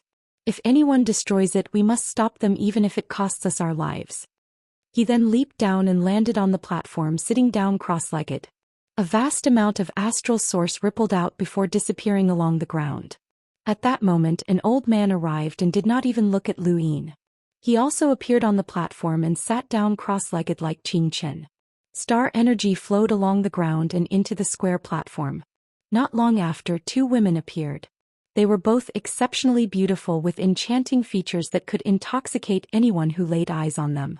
Their expressions were solemn, and one of the women glanced at Lu Yin before saying something to the woman behind her. Both of them landed on the square platform and channeled their astral sources into the ground. The other woman looked worriedly to the south and saw the 5 triangles rotating. She then saw the scarlet eyes again, and there was fear in the depths of her eyes. She then looked curiously at Lu Yin, but she just stood there in the sky without speaking. Lu Yin did not speak either, as he could sense the urgency of the situation. This square platform and the 5 triangular gears in the distance were probably the largest source box array in the cosmic tree domain, and they were specifically used to defend against those monsters. Those scarlet eyes had to be a progenitor to be able to activate such an array. Could the ancestors in this region not stop them? Another emissary arrived, bringing with him a large group of people. They were all writing on paper tools. They all landed on the ground uneasily, not daring to look at the scarlet eyes. Their faces were filled with worry. Qianxia, the elder, the bewitching woman, and the man who had arrived last poured their astral sources into the square platform. The other 3 were fine, but Qianxia was a half-step ancestor, so Lu Yin could not even begin to imagine how terrifying his astral source was. A day passed quickly. The pair of scarlet eyes were still there.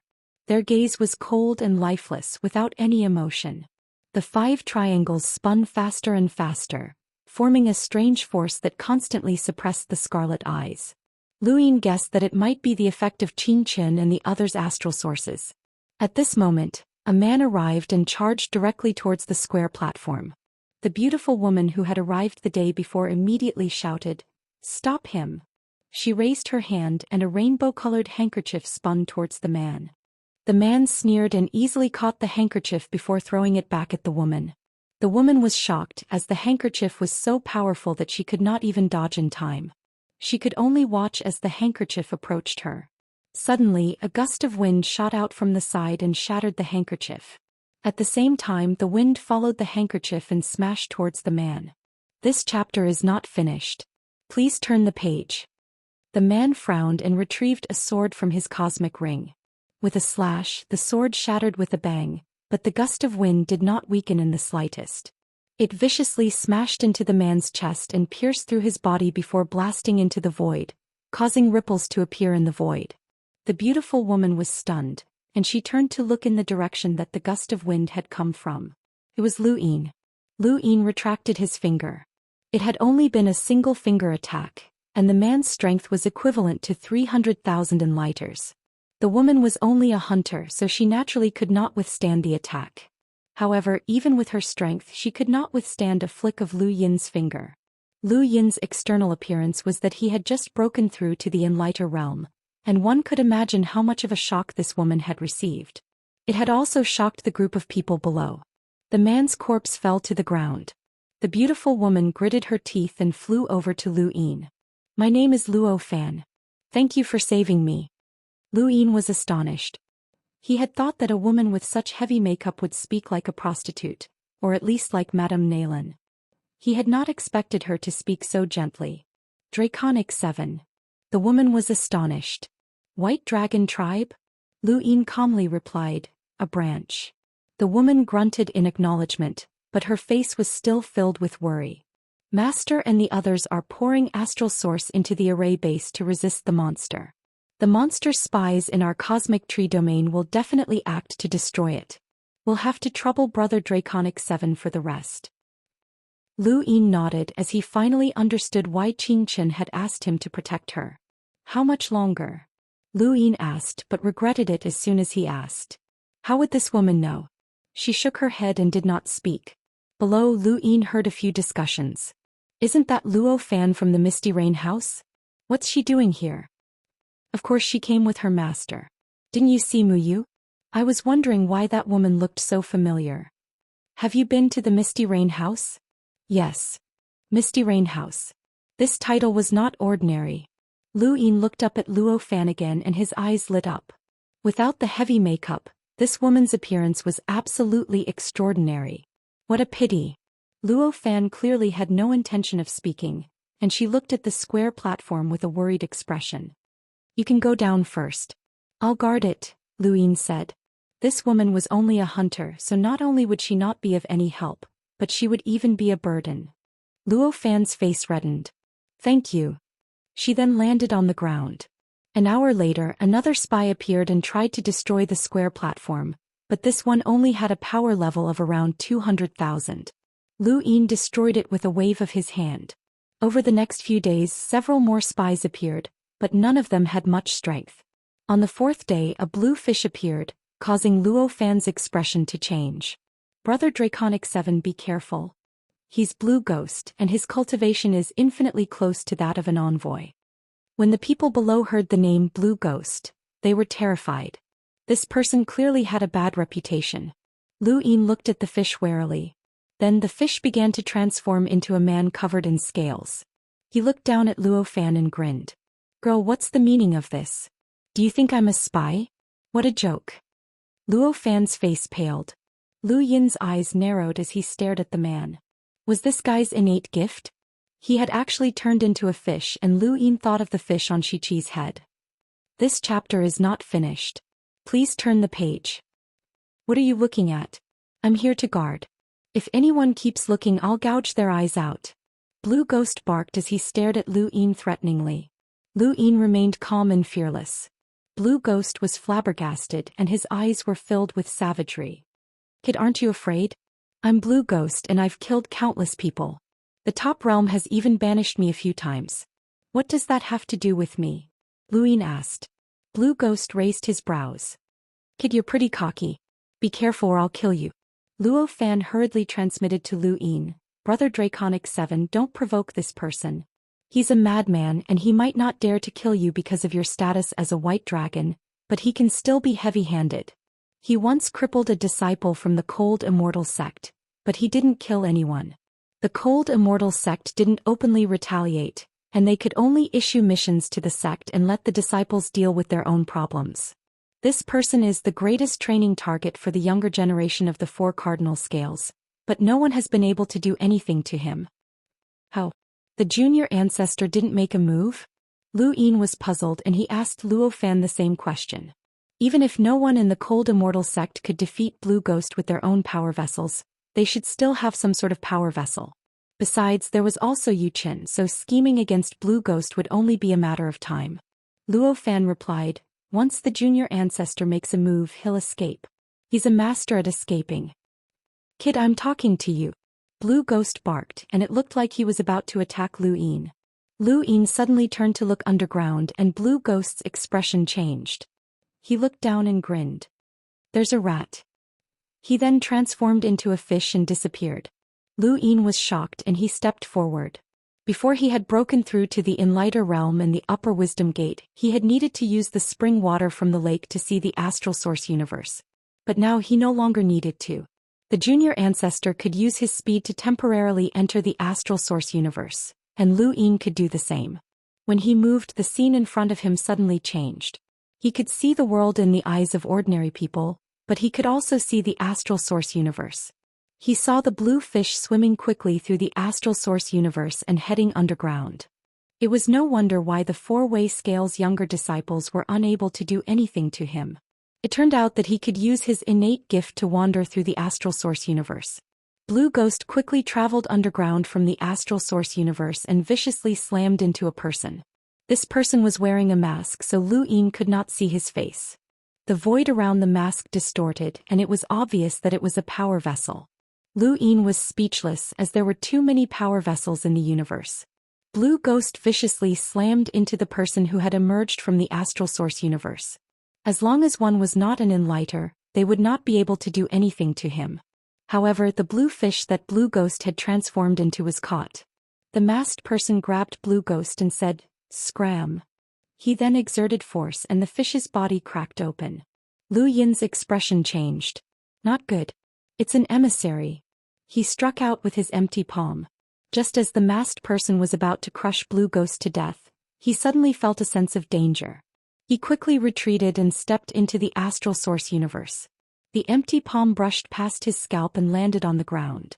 The fish that Blue Ghost had transformed into was almost hit, and it flipped a few times before reverting to human form. It spat out a mouthful of blood, and its face went pale as it fell to the ground. Luo Fan and the others were shocked. What was going on? Within the Astral Source universe, the masked person looked up and saw Lu Yin. Lu Yin took out some spring water from his cosmic ring and dripped it into his eyes. This way he could see the Astral Source universe without moving. End of chapter. Chapter 1486. Lu Yin lowered his gaze and looked at the masked man. The masked man frowned. Since you want to die, I'll fulfill your wish."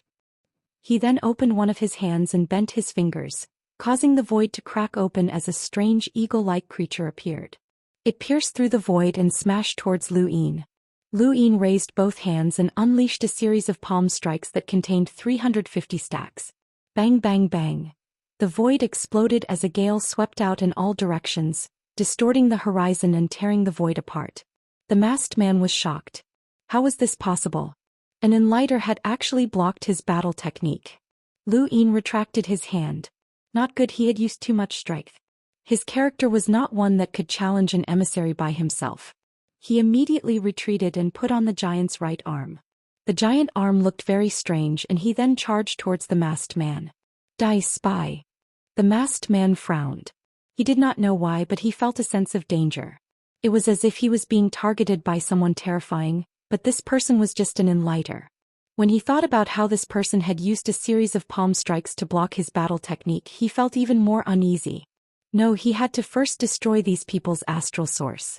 There was a loud boom as Lu Yin's giant right arm slammed into the ground, shattering it and causing a gale that blew Luo Fan and the others away. Lan Gui also flew out uncontrollably. He silently cursed Lu Yin as he coughed up a mouthful of blood. He had almost been finished. Underground, the masked man cursed as well. The giant's right arm could unleash an attack with a power level of 500,000, which was equivalent to an emissary's attack. It naturally did not pose much of a threat to the masked man, but this person had used a palm technique to block his attack. Now that he had a power vessel, it was truly troublesome. While everyone was being swept away by the gale, the masked man took the opportunity to dodge the giant's right arm. The star-scattered chessboard appeared beneath his feet and he moved. The masked man had just retreated and was about to move past Lu Yin to attack the people on the square platform when he suddenly felt a chill run down his back. He turned around and raised his hand, causing his astral source to surge. The star energy in Lu Yin's body was uncontrollably suppressed, but he did not use any star energy. Instead, golden battle force was imprinted on his palm as he unleashed an empty palm. The masked man's eyes narrowed, and he subconsciously dodged when he saw the golden battle force. He had thought that he could avoid it, but he had not expected Lu Yin to also have a greater transfer array. Lu Yin's palm was still aimed at the masked man's original position, but his body's direction had changed. Lu Yin had used his great transfer array to shift himself behind the masked man, and his palm landed on the masked man's back without any resistance. The masked man spat out a mouthful of blood, and he could not believe that an enlighter had actually injured him. Intense pain spread through his body, and the masked man felt as if the bones in his back had been shattered. He couldn't stay here any longer, so he borrowed the force of Lu Yin's attack to flee without hesitation. Lu Yin was stunned as he hadn't expected this person to flee so quickly. The star-scattered chessboard appeared under his feet. He moved again, trying to make this person stay. Suddenly, in the distance, the 5 triangular gears spun faster. The pair of scarlet vertical eyes blinked and then shattered. The top world was shaken and countless people looked over. Soon the sky returned to normal. The scarlet vertical eye was gone and the 5 triangular gears were also gone. All that could be seen was the dusky sky. By the time he wanted to chase after the masked man had already left. This was the first time he had used his true strength to deal with an emissary. Even though his astral source had been suppressed, he could still suppress the ordinary emissaries with his golden battle force and emptiness palm. Luo Fan and the others had not been able to see the battle clearly, and the only one who had seen it was Lan Gui. At this moment, Lan Gui struggled to get up and his limbs were twisted. The masked man had not been gentle and he had almost been crushed. Lu Yin looked into the distance and saw that the sky had returned to normal. He then looked back at the square platform. Qing Qin and the others opened their eyes, but they did not get up. Finally, Lu Yin looked at Lan Gui. Lan Gui's expression changed and he pursed his lips. Old dash, he was about to call himself Lu Yin's father, but when he recalled how Lu Yin had attacked the masked man, he did not dare to say it out loud. He guessed that this brat was one of the 4 Wei Libra's most elite disciples, so he said, "I'll be leaving now. Thanks for saving me." Lu Yin quietly watched him leave and did not stop him. This person might have been difficult to deal with against others, but Lu Yin had dealt with him easily. A single palm was enough. Many of the people who had been blown away were injured and some of them were quite seriously injured. Luo Fan's arm had been cut and she struggled to get up. She saw Lu Yin's serious expression in the distance. Had he forced an emissary to retreat? Everything returned to normal and the sky in the distance darkened. Only the four-way Libra still had light. Lu Yin landed not far from the square platform and Luo Fan came over. "Where's the attacker?" "Lan Gui forced him to retreat," Lu Yin said. Luo Fan was stunned. Lan Gui had forced him to retreat? She had clearly seen Lan Gui spit out blood and fall to the ground. She looked at Lu Yin seriously and did not ask any more questions. Not long after, Qing Chen left the square platform and Lu Yin stepped forward. "Superintendent, 6 spies attacked and were forced to retreat." Qing Chen replied, "I know. Thank you for your hard work." She then looked into the distance, her eyes still solemn and filled with worry. On the square platform, the remaining emissaries left one after another. Qing Chen moved and pressed the platform down, restoring the ground to normal. "Senior Qing Chen, Muyu greets you." "Greetings, Senior." The emissaries hurriedly bowed. Qing Chen solemnly said, "This old man also thanks everyone for supporting the array base." "It's our duty to protect humans," the old man said. The beautiful woman looked at Lu Yin. "Senior, who is this?" Qing Chen introduced Lu Yin to them. They had not expected to see someone from the White Dragon clan here. Even though they had been sending astral source to the array base, they had been able to see what was happening outside. They had just been unable to interfere, but Lu Yin's display of strength over the past few days had truly amazed them, especially in the last battle. Although he had relied on external items, he had still managed to force the emissaries to retreat. They had also seen that Lu Yin had a secret technique that was not simple. Muyu smiled at Lu Yin. "Little brother, if you have the chance to visit the Misty Rain Tower, I'll treat you well." Behind her, Luo Fan blushed and lowered her head without speaking. Although they were all emissaries, they did not necessarily know each other. There were many emissaries in the astral tree domain, and some were even wary of each other. Not long after, Qing Chen brought Lu Yin back to Dragon Mountain. "Superintendent, what happened?" Lu Yin asked. Qing Chen replied, "The situation at the back of the mother tree is not good. The sovereign's realm was unable to stop all of the enemy's progenitors, which caused the astral tree domain to crack open."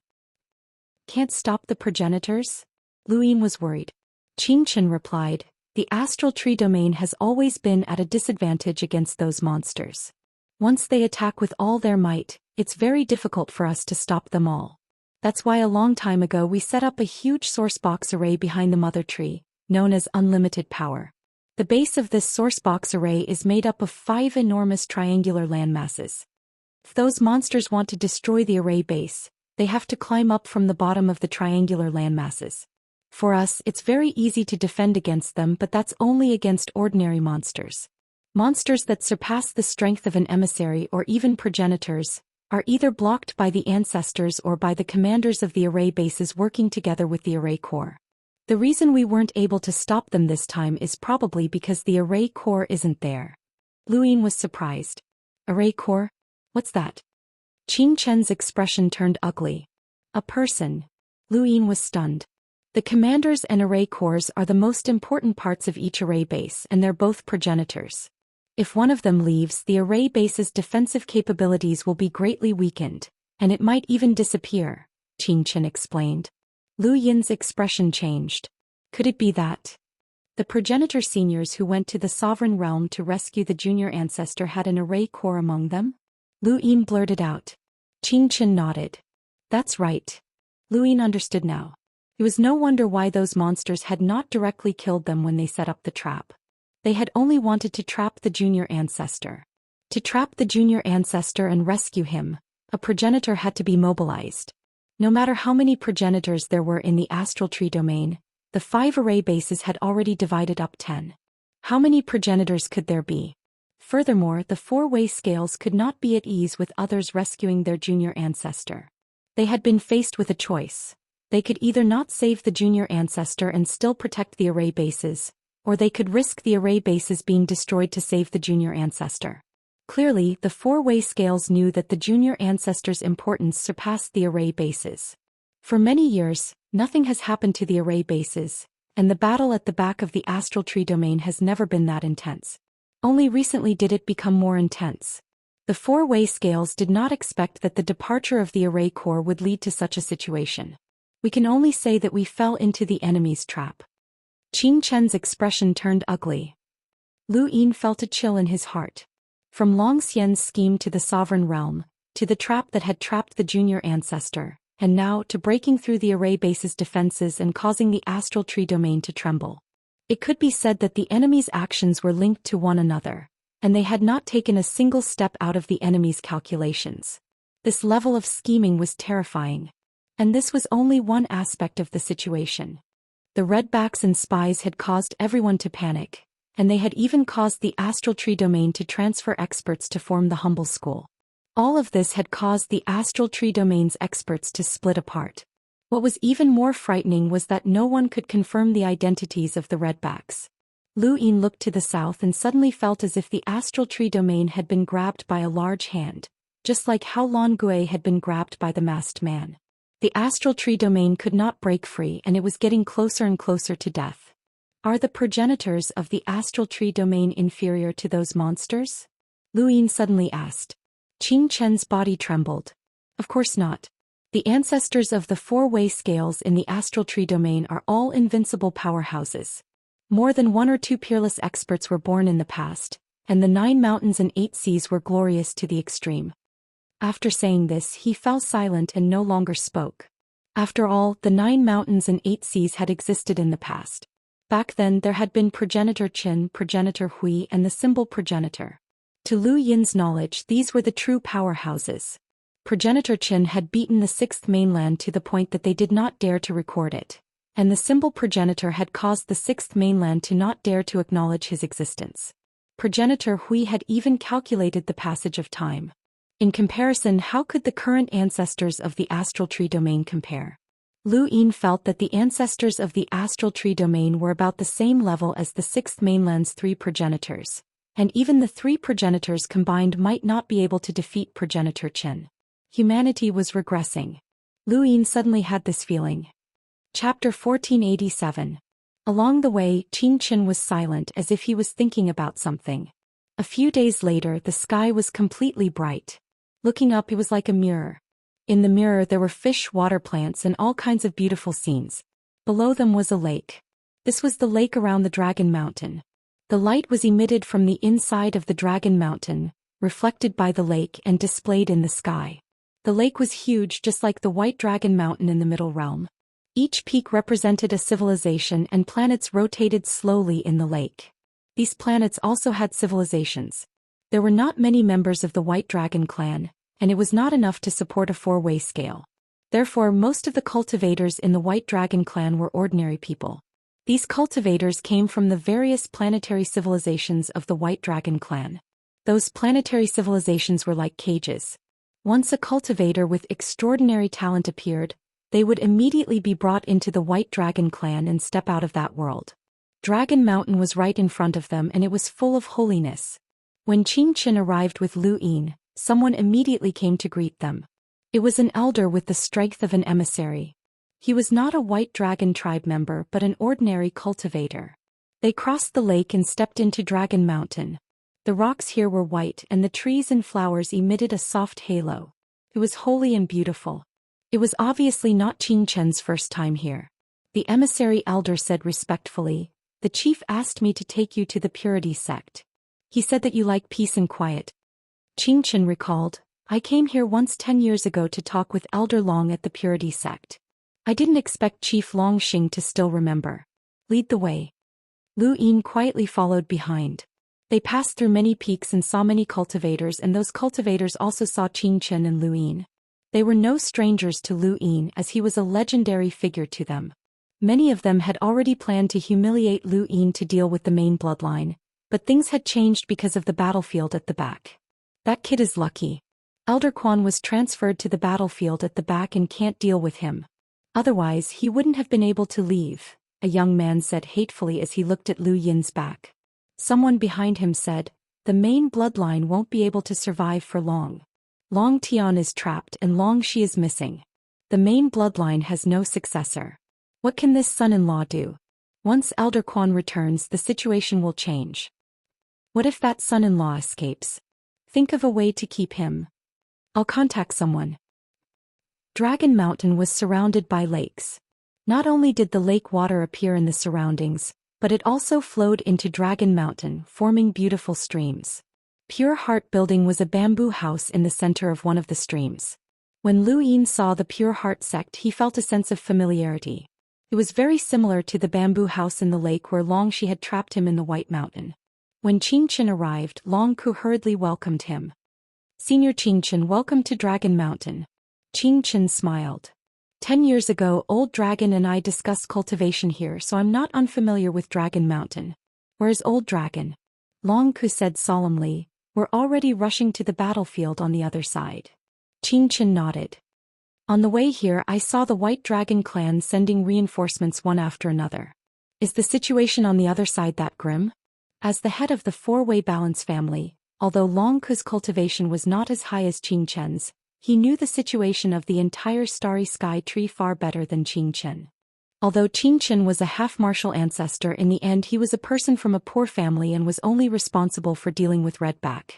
This chapter is not finished, please turn the page. It was not his place to meddle in the overall situation. It's not ideal. From what I know, the ancestors of the four-way balance have personally ordered half of the family's experts to rush to the battlefield on the other side. A large number of experts from the entire top realm, including the middle realm, have been called upon, Long Ku said solemnly. Qianxia frowned. It's worse than expected. It's been so many years, but there hasn't been any problems with the array base. This time we've been schemed against by those monsters, Long Ku said.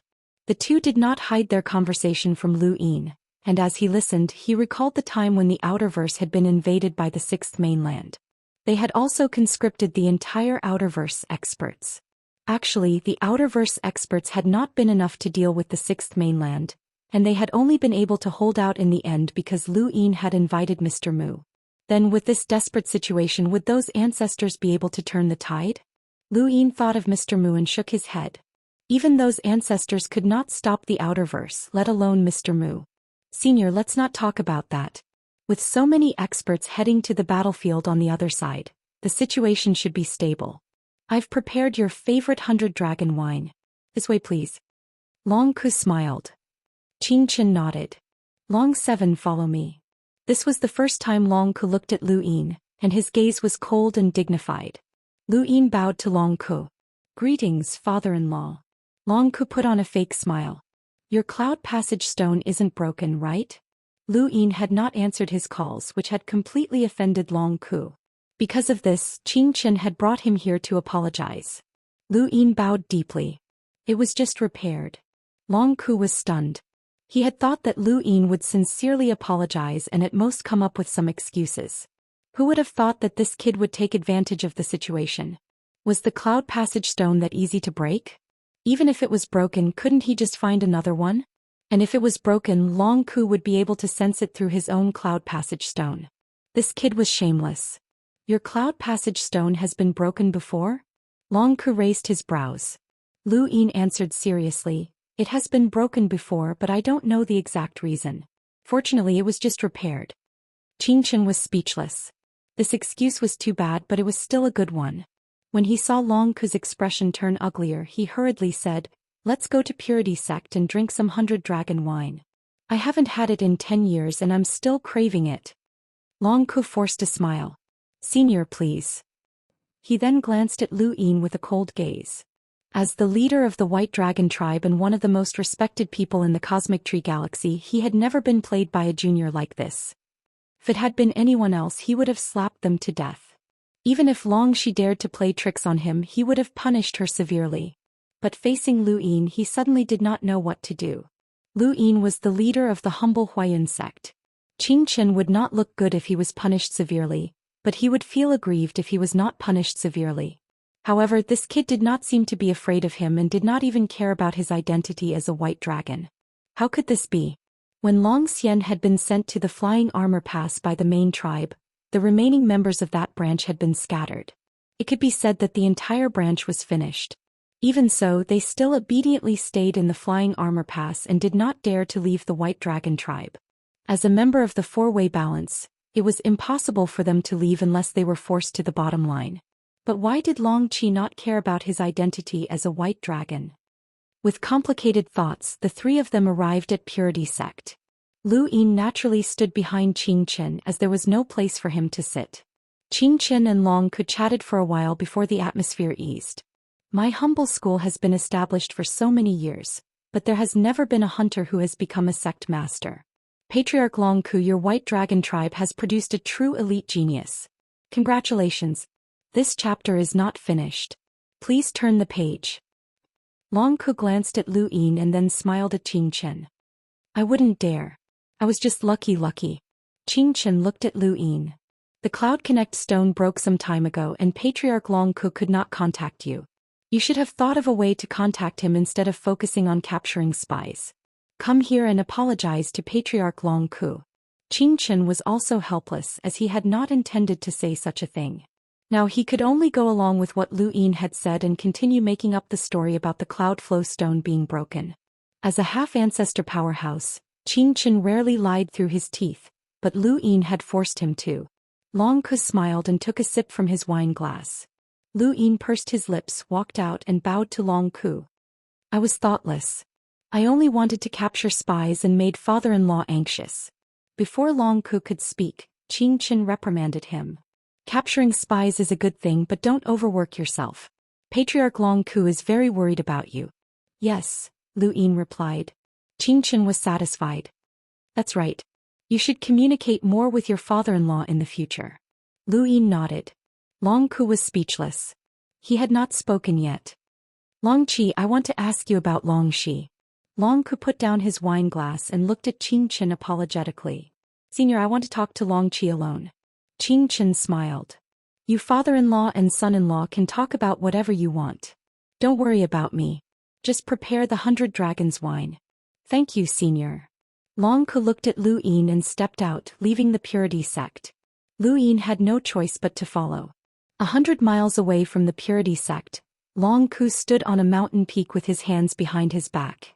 Lu Yin had arrived. Long Ku turned around and stared at Lu Yin with a cold gaze. You're really bold. You're the first person who dared to ignore me in so many years. Even Elder Long Quan never dared to ignore my calls.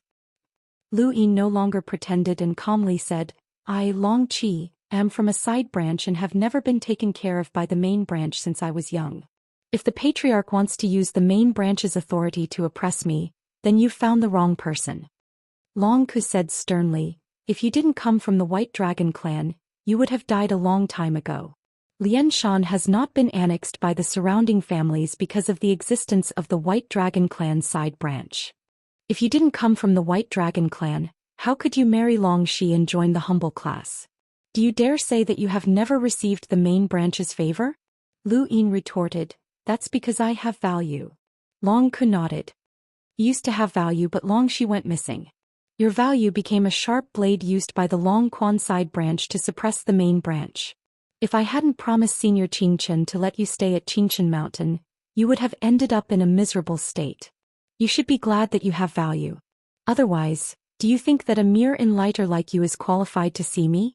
Are you qualified for Senior Qing Chen to bring you here to apologize? He values you and so do I. That's why I'm giving you this chance. Long Qi, don't make a mistake. Lu Yin's eyes narrowed. My value to Senior Qing Chen is to capture spies and capture redbacks. That's how I established myself in the humble class. If I had promised you to frame Elder Long Quan, then once this matter was exposed, how would I be able to establish myself in the humble class? At that time you won't care about me anymore, right? After all, I no longer have any value. Long Ku had already made himself very clear. The people of this region had a fixed mindset, and they would not betray their families unless it was absolutely necessary. This was especially true for the four-way scales, but Lu Yin did not have such thoughts. He had been hostile to the four-way scales from the very beginning. The humble class was the foundation of his footing and he could see it clearly. End of chapter. Chapter 1488. Long Ku was silent for a while. It seems like you won't listen to me. Lu Yin replied, I have no intention of rebelling against the family head. If Elder Long Quan really is a redback, then capturing him is my duty. Long Ku's eyes flashed and his expression darkened, but he didn't say anything. At that moment Lu Yin's cloud pass stone vibrated. He raised his hand and a line of words appeared: support the second base, clear out the terror ants and capture the spy, owl. At the same time Qingchen tore through the void and walked out. He looked at Lu Yin solemnly. Long 7, report to the second base immediately. Long Ku frowned. Senior Qingchen, does Long 7 need to go to the battlefield? Qingchen replied, it's a humble mission so I can't tell you. Lu Yin frowned. This wasn't the first time he had been to such a large-scale battlefield. Back in Ironblood Weave, Endless Weave and the Cosmic Sea, he had been on such a battlefield that could lead to death if he wasn't careful. This battlefield in outer space was even more terrifying as it involved progenitors. He didn't want to die here, at least not now. Superintendent, I'm the sect master of the humble Huayun school. I don't think the sect master needs to personally go to the battlefield, Lu Yin said, refusing to go. Qingchen replied, your mission comes from the governor. Lu Yin was shocked and his heart sank. This was troublesome. The governor had personally given the order, so he had to go even if he didn't want to. Long Ku was just as shocked as he hadn't expected the governor to personally give Lu Yin an order. He had underestimated Lu Yin's current reputation, which was enough to attract the governor's attention. Since he was qualified to attract the governor's attention, then Lu Yin's value in the governor's eyes immediately increased. He took out a white cylindrical jar from his cosmic ring and tossed it to Lu Yin. This is ancestral Mang blood. It can save your life in a critical moment. Lu Yin caught it and was shocked. Qingchen looked deeply at Long Ku and then said to Lu Yin, the mission cannot be delayed. We have to go. He then turned to Long Ku. Thank you for your hospitality. When the mission is over, I'll bring Long 7 back to Dragon Mountain to continue our unfinished conversation. Long Ku smiled. Completing the mission is more important. Take care, Senior Qingchen. Qingchen nodded and placed a hand on Lu Yin's shoulder, tearing through the void to leave. Before he left, Lu Yin and Long Ku looked at each other and saw the endless gloominess in Long Ku's eyes. There was also anticipation. Lu Yin knew that Long Ku would not let him go so easily and would definitely think of ways to use him against the branch families. He did not care about the White Dragon clan's main bloodline and the subsidiary bloodlines as they were all enemies. However, the existence of the subsidiary bloodlines happened to be able to restrain the main bloodline, which was a good thing for him as an enemy. Not long after Lu Yin was taken away by Qingchen, a group of White Dragon clan branch disciples came to the Pure Heart Temple. They wanted to keep Lu Yin, but they learned that Lu Yin had already left. Long Shan gradually disappeared into the distance and Qingchen brought Lu Yin out of the void. He took out a piece of white paper from his cosmic ring. He did not fold it as it was just a piece of paper. He then took Lu Yin onto it and flew off in a certain direction. When monsters attack the Mother Tree, aside from breaking through the human battlefield and destroying the Sourcebox array, there is another way, which is to directly destroy the Mother Tree. Do you know what kind of creature is the most destructive to the Mother Tree in the mortal world? Qingchen asked. Lu Yin thought for a moment. Long Shi mentioned that it was the Dino ants. Qingchen nodded. The Dino ants came from those monsters. They studied the Dino ants and found ways to throw them into the astral tree of the trees so that they could devour the Mother Tree. In the battle just now, the monsters also threw countless Dino ants into the battlefield on the other side. These Dino ants are much more dangerous than the ones in the mortal world, and they have been evolved by those monsters. Long Ku said that many people have been conscripted to the battlefield on the other side, and their mission is to clean up the Dino ants. The threat of the Dino ants is not limited to the battlefield on the other side. Among the cultivators conscripted to clean up the Dino ants, there will be a considerable number of spies. They will try their best to bring the Dino ants into the astral tree of the trees and throw them into the mortal world. These new Dino ants have extremely strong reproductive abilities, and they will cause great damage to the Mother Tree. Thus, on the surface your mission is to clean up the Dino ants, but in reality, it is to find those spies and eliminate them. It's not just you. 5 of the 9 sect masters of the Central Realm have been sent to the battlefield on the other side. A large number of people from the Humble School have also been sent to the battlefield on the other side to ensure that no Dino ants are brought into the astral tree of the trees. Lu Yin frowned. No wonder even he had been sent to the battlefield. His ability to catch spies was obvious to all. Although Xianxia knew that this was because of the information he had received, and the governor must have known as well, it was normal for someone to be sent to the battlefield. Can't you investigate the cultivators who went to the battlefield on the other side one by one? Lu Yin asked. Xianxia asked in a low voice, do you know how they hide the dino ants? Lu Yin shook his head. Their own bodies, Xianxia said solemnly. Lu Yin was shocked. Using their own bodies to raise the dino ants? It doesn't have to be an adult dino ant. Can be an egg or even its blood or even a small part of its body. Once these things are brought in, there are various methods to revive them and throw them into the mortal world. It's basically impossible to find them and prevent them from being brought into the astral tree of the trees, Xianxia said. Lu Yin took a deep breath. But it's also very difficult to catch all the spies. Xianxia replied, there's no other way. I'll also support the battlefield and try my best to catch the spies. Lu Yin suddenly thought of someone he had fused with before. He had seen an anteater devouring dino ants and he asked curiously, are there any creatures in the mortal world that specifically eat dino ants? There is one, but it's too weak. It'll definitely die if it encounters a large group of dino ants, Xianxia said. Lu Yin thought for a moment and drew in the void, drawing the anteater. This. Xianxia looked at it curiously. What kind of creature is this? You've never seen it before? Lu Yin was surprised. Xianxia shook his head and suddenly thought of something. He stared at Lu Yin. You've seen it before? This creature feeds on dino ants? Lu Yin nodded. Yes, it swallowed a large group of dino ants. Xianxia hurriedly asked, where is it? Lu Yin thought for a moment. When I was accompanying Long Shi to the ancestral Meng, we encountered dino ants. We accidentally saw it while we were running for our lives. I don't know where exactly it is, but we'll know when we get there. Xianxia asked seriously, are you sure that this creature can devour a large group of dino ants? Lu Yin thought back to the scene he had seen when he had fused with Xianxia. Those dino ants were endless and it was definitely a large group. Yes. Xianxia pondered. No one knew better than them what it would mean for this part of the universe if they found the natural enemy of the dino ants. Lu Yin had also guessed it, so he felt that he could make up a story. His own importance seemed to have increased. How did you escape when you encountered this creature? Xianxia asked.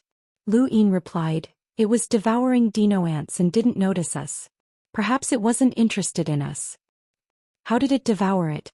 Its mouth part, a huge circular mouth part. Xianxia asked a lot of questions. Lu Yin had indeed seen such a creature, but he had only seen it when he had fused with someone else's body, so he wasn't lying. Moreover, such creatures did exist in the mortal world, so he wasn't afraid of Xianxia's questions. Xianxia didn't suspect that Lu Yin was lying, as he had never heard of any of the creatures Lu Yin had mentioned. If he wanted to make up something, he might as well make up something that they had at least heard of. Moreover, he couldn't think of any reason for Lu Yin to make up something. If you were to walk the original route again, would you be able to find that creature? Xianxia asked. Lu Yin thought about it and shook his head. I'm not sure. Xianxia thought about it and contacted someone. The piece of paper continued to travel south. After a while, Xianxia asked again, was the creature you saw alone or in a group? Alone, Lu Yin said. Xianxia sighed. Unfortunately, it would be better if it was in a group. Could be regarded as the natural enemy of the dino ants. Alone, it could devour dino ants just like our human masters. They might be able to clean up a large number of dino ants, but it wouldn't be very effective in completely eliminating the dino ants. But if you can find it, you might be able to create a natural enemy of the dino ants. That kind of mouth part really does have a restraining effect on the dino ants. Xianxia suddenly asked, Long 7, you provided information about the capture of the spies, exposed Yun Mubai as a redback and then personally captured the spies. The humble school gave you a total of 18 merit points, and my points can be exchanged for 10 times the battlefield merit points. That is to say, you currently have 180 merit points. When you go to the second base, you can first exchange for a defensive treasure. You can choose any one of them. If you lack merit points, you can deduct them from me as an advance reward for discovering and dealing with the dino ants. Lu Yin was delighted. What kind of treasure can I exchange for with 180 merit points? Xianxia replied, you can see when the time comes. Pick a good one and try to protect yourself as much as possible. The governor has personally given orders that cannot be changed. Otherwise, I would have taken you down to the mortal world to find that creature. Lu Yin didn't want to look for it, he didn't even know where it was. I can only pick one? Qing Chen was stunned. This kid was a little greedy. You can only pick one and try to pick a good one. Lu Yin nodded. Don't worry, Superintendent, I'll pick carefully. Qing Chen nodded and didn't say anything else. Lu Yin couldn't wait any longer and hurried to the second base. He wanted to pick something good. By the way, Superintendent, can I overdraft my merit points? He suddenly thought of a serious problem. If it was possible, wouldn't the heirs of the major powers have already picked out the good stuff? Qing Chen replied, of course not unless the situation is special. Lu Yin nodded. His situation was indeed special. He knew of a creature that might be a natural enemy of the dino ants. If it was confirmed to be a natural enemy of the dino ants, then it would have a huge impact on this part of the universe. However, the possibility of confirmation was too small, and it wasn't worth the governor's repeated orders. Otherwise, if someone else casually made up a story to escape the battlefield, then it would be a mess. Or perhaps his name was already on the battlefield and couldn't be casually changed. In any case, his importance was enough to make the humble school concerned, and they could only think of ways to provide him with items that could protect himself. When Long Ku had mentioned that there were many people supporting the battlefield, Lu Yin hadn't thought much of it. Now on his way there he saw many people with serious expressions heading south. Some were alone, some were in groups, and there were even hundreds or even thousands of people moving together. Chapter 1489. This was the top realm, and aside from the 4 Libras, there were no other major powers here. If this was the case, he could only imagine how many cultivators from the middle realm were heading to the battlefield on the other side. The entire astral tree realm was mobilized.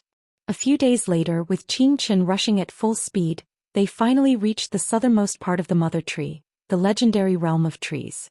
The Realm of Trees was set up by the 4 Libras, isolating the battlefield from the top realm and the middle realm so that those outside the battlefield could not see the cruel battlefield on the other side. Although the battlefield was very far away, the stronger the cultivator, the greater the impact. The 5 array bases, in particular, could be seen no matter how far away they were. The Realm of Trees not only blocked vision, but it also prevented cultivators from entering the battlefield on the other side without permission. Lu Yin took a step forward, and under Qing Chen's lead, they passed through the Realm of Trees and arrived at the back of the Mother Tree. It was just one step, but the difference was like heaven and earth. In front of them were huge array bases that stretched endlessly into the distance.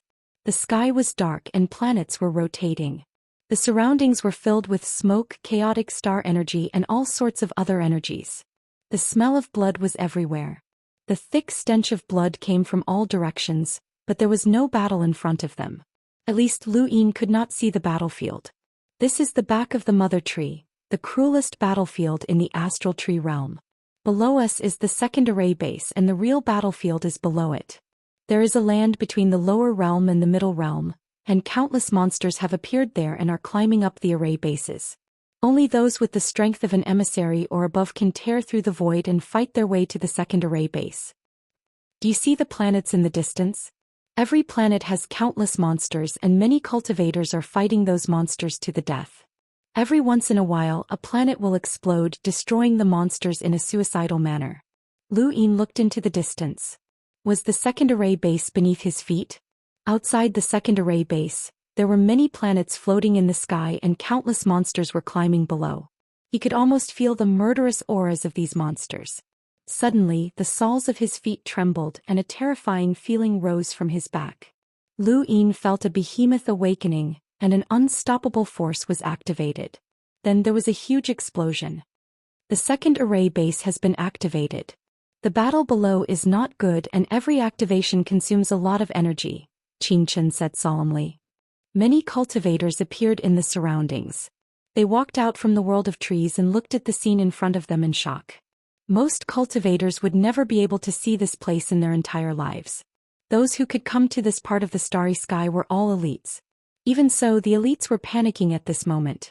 The second formation base was activated to kill monsters, which made their hearts tremble. Long Qi, report to the headquarters of the second formation base yourself. There is a teleportation device in front that can teleport you directly to the headquarters. I have to go support other places, Qing Chen said and then left. Not too far away, a middle-aged man spoke up. Brothers, it's time to make a name for yourself. This is the battlefield, report in. The group of people behind the man shouted. Their eyes were filled with murderous intent as they charged forward. Most of the people in that group were limiters, and the middle-aged man was only a cruiser. However, no one dared to laugh at them regardless of whether they were limiters, cruisers or hunters. Even an enlighter was nothing more than an ant on this battlefield. Luck was the key to survival. Lu Yin's footsteps were light as he headed towards the teleportation device. He looked very young, which attracted a lot of attention. A short man approached him and whispered, "Brother, you're so young. Are you from a large family?" Lu Yin glanced at him. This person was just an explorer. No. The short man smiled. Regardless of whether you are or not, once you're on this battlefield, no matter how strong you are, you have to form a group to help each other. This is especially true for people like us who don't have any background. If we help each other, our chances of survival will be higher. Lu Yin was curious. How do we help each other? The short man's eyes lit up and he eagerly explained, the 5 formation bases are 5 grand battlefields. On these battlefields, if you don't have enough luck, then even the strongest person will die and not live for more than a few days. That's why some people spontaneously form alliances to help each other and fight for a chance of survival. Isn't there distribution on the battlefield? How can we spontaneously form alliances? Lu Yin was puzzled as he had never encountered such a situation before. The short man whispered, following distribution is just one method. We're all cultivators and cultivators from the outside world come to support us every day. How can we be as obedient as soldiers? Thus, there's another flexible method which is to spontaneously form alliances. For example, in the 4 cardinal scales, the disciples of the frigid Immortal sect will be placed together, and it's the same for Shenwu Plain. As for those of us who don't have any background, we'll find powerhouses to protect us. I belong to the Red Alliance, and if you join us, our leader will request for you to be transferred over so that we can work together to defend against the enemy. Lu Yin had never thought that there would be such a method, but when he thought about it, it was normal. In order to prevent conflicts between factions, it was naturally best to disperse. But on this battlefield there was no need to do so. It was better for cultivators to spontaneously form alliances, as they could better protect themselves and kill their enemies. As for factions, whether or not they could survive was another matter. Besides, the 4 cardinal scales would always be at the top, so no one would care if these people formed alliances. How about it, brother? Join our Red Alliance. Our Alliance Master's power level is close to that of an envoy, and he's one of the strongest people under Commander Chun. With the Alliance Master's protection, you'll definitely be able to protect yourself with your enlighter strength, the short man tempted. Lu Yin was curious. Commander Chun? The short man replied, there's a commander at the base of the array and there's also a formation I. They're all half progenitors, and under the commander are 6 commanders who are directly under the commander's command. They're assigned to the base of the array, and we're under the command of Commander Chun. He's a powerhouse who's survived 4 origin tribulations. As they spoke, a red stream of air gushed out from underground, causing Lu Yin to frown. It reeked of blood. When the short man saw the stench of blood, his eyes filled with fear and he subconsciously trembled. Lu Yin patted the short man's shoulder, which gave him a fright. Thank you, brother, but I can't join the Red Alliance. I've been ordered to clean up the terror ants. The short man was helpless, but he also sympathized with Lu Yin. You're here to clean up the terror ants again. Be careful, brother. The battlefield at the base of the array is still relatively safe, but there's a chance that you'll encounter some monsters that have climbed up the mother tree. That's even more dangerous. I hope you can return safely. Lu Yin smiled and walked over to the teleportation device. It could teleport over 100 people at a time, and it would directly teleport them to the commander's headquarters. Lu Yin had found it strange that there were no teleportation devices in this region of space, but he hadn't expected that there would be one at the back of the battlefield. The battlefield was constantly changing and there were teleportation devices. Only then did the device work normally. The void distorted and Lu Yin felt as if his body was being torn apart. When he looked around again, he realized that he was already far away from the world of trees. Above him, a planet suddenly shattered and a huge pressure descended. Many people within the teleportation device tried to avoid it. Lu Yin had not expected to encounter such a situation. The cultivators around him were already numb and they didn't even look at him. "Come out and report," someone shouted. Not too far away, a cultivator who was infinitely close to becoming an emissary glared at them and pointed to their right. That was where they were supposed to report. Lu Yin's mission was to clean up the terror ants, but it was actually to eliminate spies. His status was special and he didn't need to report to a normal place. Instead he directly contacted the commander of the second base, Xian. Above their heads, meteors crashed down one after another from the shattered planet. The meteors were quite powerful and even Lemeters had to be careful to avoid them. Just as Lu Yin was about to contact Xian, a terrifying gust of wind swept past him. He didn't even have time to react before the wind tore the meteor fragments to dust. "Get the hell out here," someone shouted. The void was torn apart, revealing a large group of monsters. These were corpse kings with scarlet vertical eyes. A shrill alarm sounded and experts from the commander's headquarters walked out and attacked the void. Within the void, the leader of the corpse kings looked up. Their scarlet vertical eyes began to change, turning red. An indescribably terrifying aura swept through the heavens, tearing the void apart once more as it spread towards the commander's headquarters. High above the headquarters, a middle-aged man stood tall with a solemn expression. "Red eyes. No wonder you dare attack my headquarters. You're courting death." The leader of the corpse kings grinned. "Those who resist the Eternals will die." As soon as he finished speaking, two figures collided in the void. Lu Yin felt a sharp pain in his head and he almost bled out of his orifices. Many people around him had already fainted. The collision between the red-eyed corpse king and the middle-aged man caused the void to collapse. The pressure from the collision was terrifying, as this was a collision with a power level of more than 1,000,000. Lu Yin looked up and saw a group of corpse kings charging out of the void. These corpse kings were humanity's greatest enemies. Sometimes Lu Yin thought of a question. It was very difficult for corpse kings to be born, so why were there so many of them in this region? Why were they able to attack the astral tree domain and suppress it? The only explanation was that there was an even larger eternal kingdom in this region that specialized in producing corpse kings. Experts from the headquarters flew out one after another, and a few of them were envoys or stronger. There were also quite a few enlighters. Among the group of corpse kings, there were a few that could undergo corpse king transformation, and the rest of the corpse kings were all enlighters. There was a loud bang as the red-eyed corpse king and the middle-aged man shattered the void and crashed into the astral source universe. "What are you standing there for? Kill!" The old man shouted from nearby and charged into the sky. However, he was instantly pressed down to the ground by a corpse king. This corpse king had transformed and its eyes had turned gray. Coupled with its innate power level and its fearlessness of death, humans were more likely to lose against those of the same level. Lu Yin's gaze turned cold and the star-scattered chessboard appeared beneath his feet. The old man watched as the corpse king's gray eyes widened and its claw descended. He sighed as he had still died.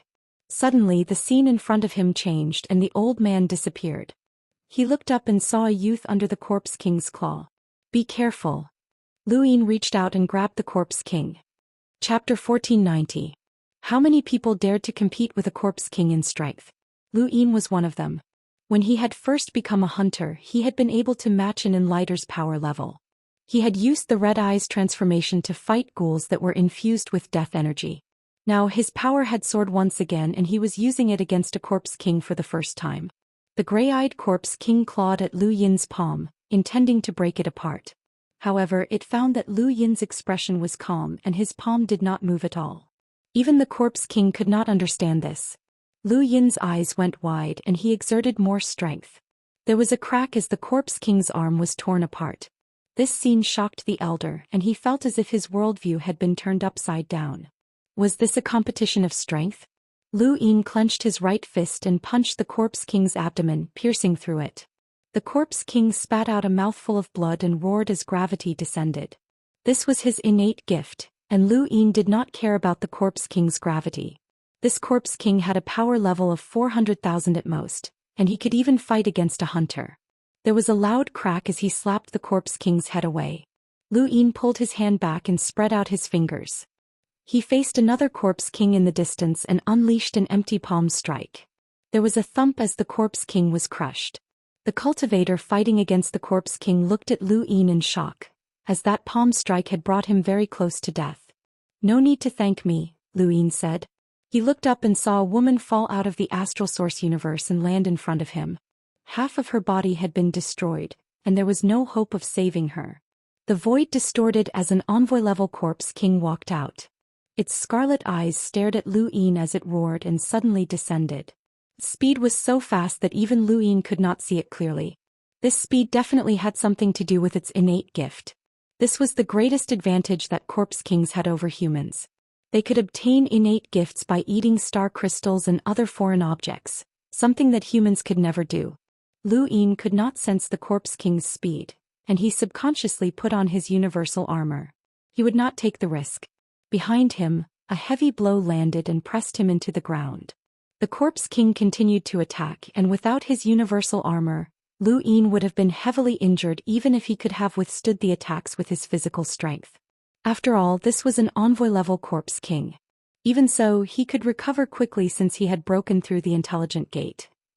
In the distance, the void was sliced apart as sword chi descended. An envoy-level powerhouse had acted. The corpse king waved his hand to break the sword chi and his body disappeared. Lu Yin panted heavily as he walked out. He saw a man wielding a sword in the distance and was forced to defend himself. The corpse king was simply too fast. The star chessboard appeared beneath Lu Yin's feet and extended outwards, encompassing the corpse king, the sword-wielding man, and the surrounding battlefield. Then he moved, catching the corpse king off guard and moving it in front of him. He then grabbed the corpse king's hands and said, "Attack." The sword-wielding man was shocked, but he reacted quickly. Without hesitation, he slashed out with his sword, stabbing towards the corpse king's neck. The corpse king tried to struggle free from Lu Yin's grasp, but Lu Yin's strength was too great. Golden battle force seeped out of his universal armor and illuminated the corpse king's face, accentuating its sinister and terrifying facial features. Lu Yin's sword pierced the corpse king's neck, causing it to roar and kick at Lu Yin. Lu Yin raised his leg as well, but there was a thump as the corpse king's right leg twisted unnaturally. In terms of strength, the corpse king was no match for Lu Yin. The sword-wielding man was truly stunned. An enlighter had actually suppressed a corpse king in terms of strength, which was inconceivable. However, he did not slow down. He bent the tip of his sword and then shook the hilt as he displayed his sword technique. The blade pierced through the corpse king's neck and came out in a horizontal slash.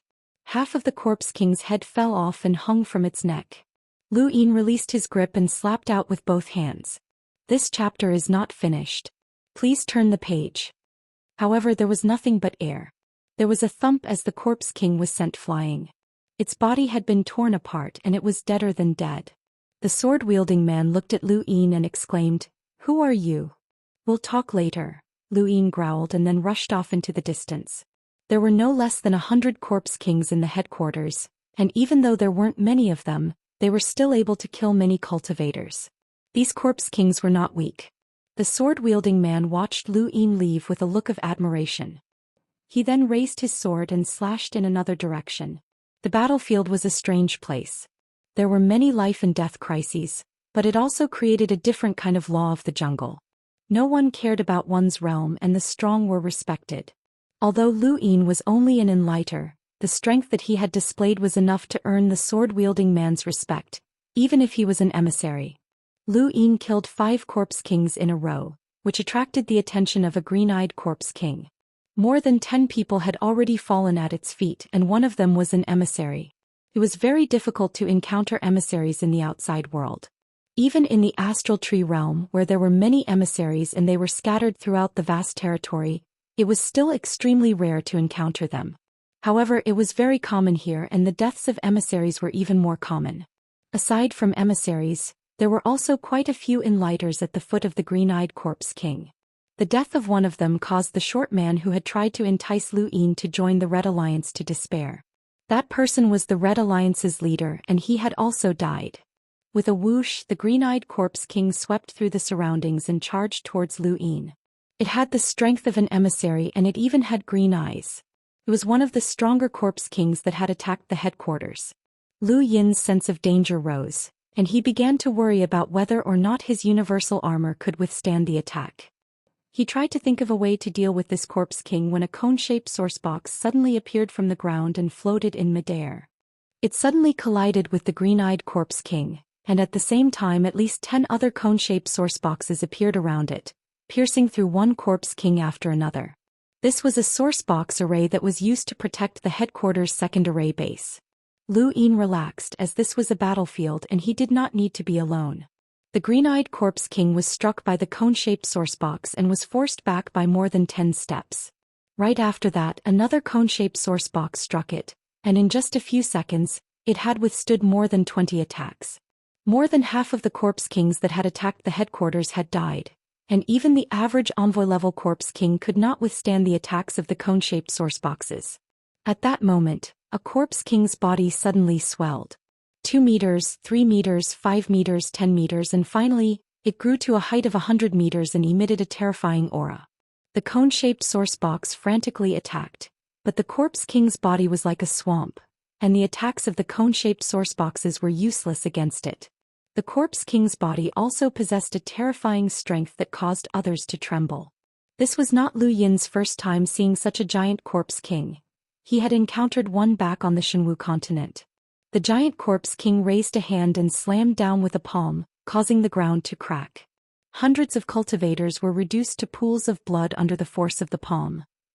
It then raised its head and slammed down with another palm. "You're courting death."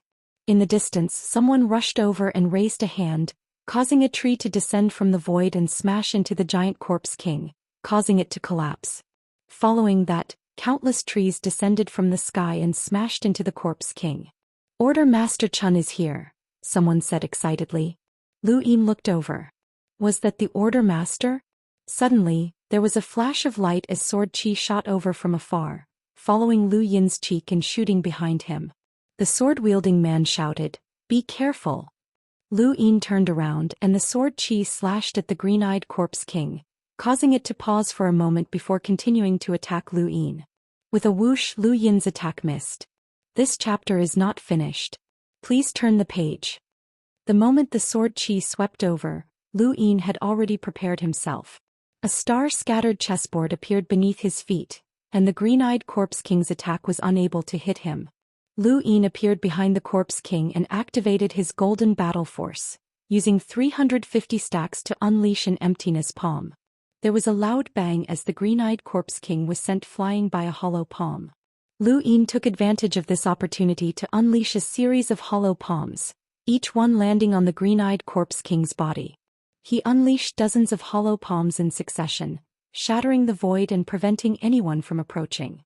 Even the sword-wielding man's sword chi was torn apart by the emptiness palms. The corpse king's body began to crack, but it was still a green-eyed mutant that was 100 times stronger than a normal body. It was also an emissary, so even Lu Yin's dozens of emptiness palms were unable to kill it. The corpse king stood up. Although it had not been killed, its body had been severely injured, and this was not an injury that an enlighter could inflict on it. In the distance, the giant corpse king struggled free from the suppression of the trees and flung them in all directions. The green-eyed zombie king was also unlucky to have been struck by a tree. Lu Yin's gaze turned cold as he stared at the most heavily injured part of the green-eyed zombie king. He took out Wang Su's knife and stabbed it, easily tearing apart the green-eyed zombie king's body and killing it completely. The moment he killed the corpse king, he put away the knife so that no one could see it. In the distance, the sword-wielding man was shocked. Another emissary-level corpse king that could even transform into a green-eyed corpse king had been killed. Who was this person? The battlefield at the headquarters had been smashed beyond recognition by countless trees, and the cone-shaped source boxes were still stuck in the giant corpse king's body. They could not be activated and Commander Chun was helpless. At this moment, a spear condensed out of thin air and pierced through the corpse king's head from top to bottom. It pierced through the corpse king's body and into the ground, causing cracks to appear that extended in all directions.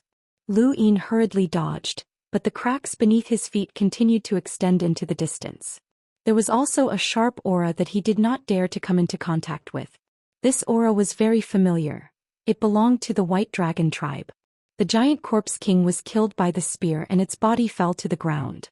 An old man walked out of the void and arrived beside the spear. He reached out and grabbed it, looked up and stepped lightly into the astral source universe. Lu Yin took out some Elysium Lake water from his cosmic ring and took a look. Within the astral source universe, the leading red-eyed corpse king was fighting against a middle-aged man. It was being suppressed by the middle-aged man, but it quickly recovered. The corpse king's physical strength was too strong, and its occasional counterattacks made the middle-aged man apprehensive. If Lu Yin was not wrong, then that middle-aged man was Xian, the commander of the second base. The red-eyed corpse king was able to fight against Xian, a half-progenitor. In terms of absolute strength, Xian far surpassed the red-eyed corpse king, but it was still very difficult for the former to kill him. The old man who had killed the giant corpse king entered the astral source universe and stabbed the red-eyed corpse king with his spear.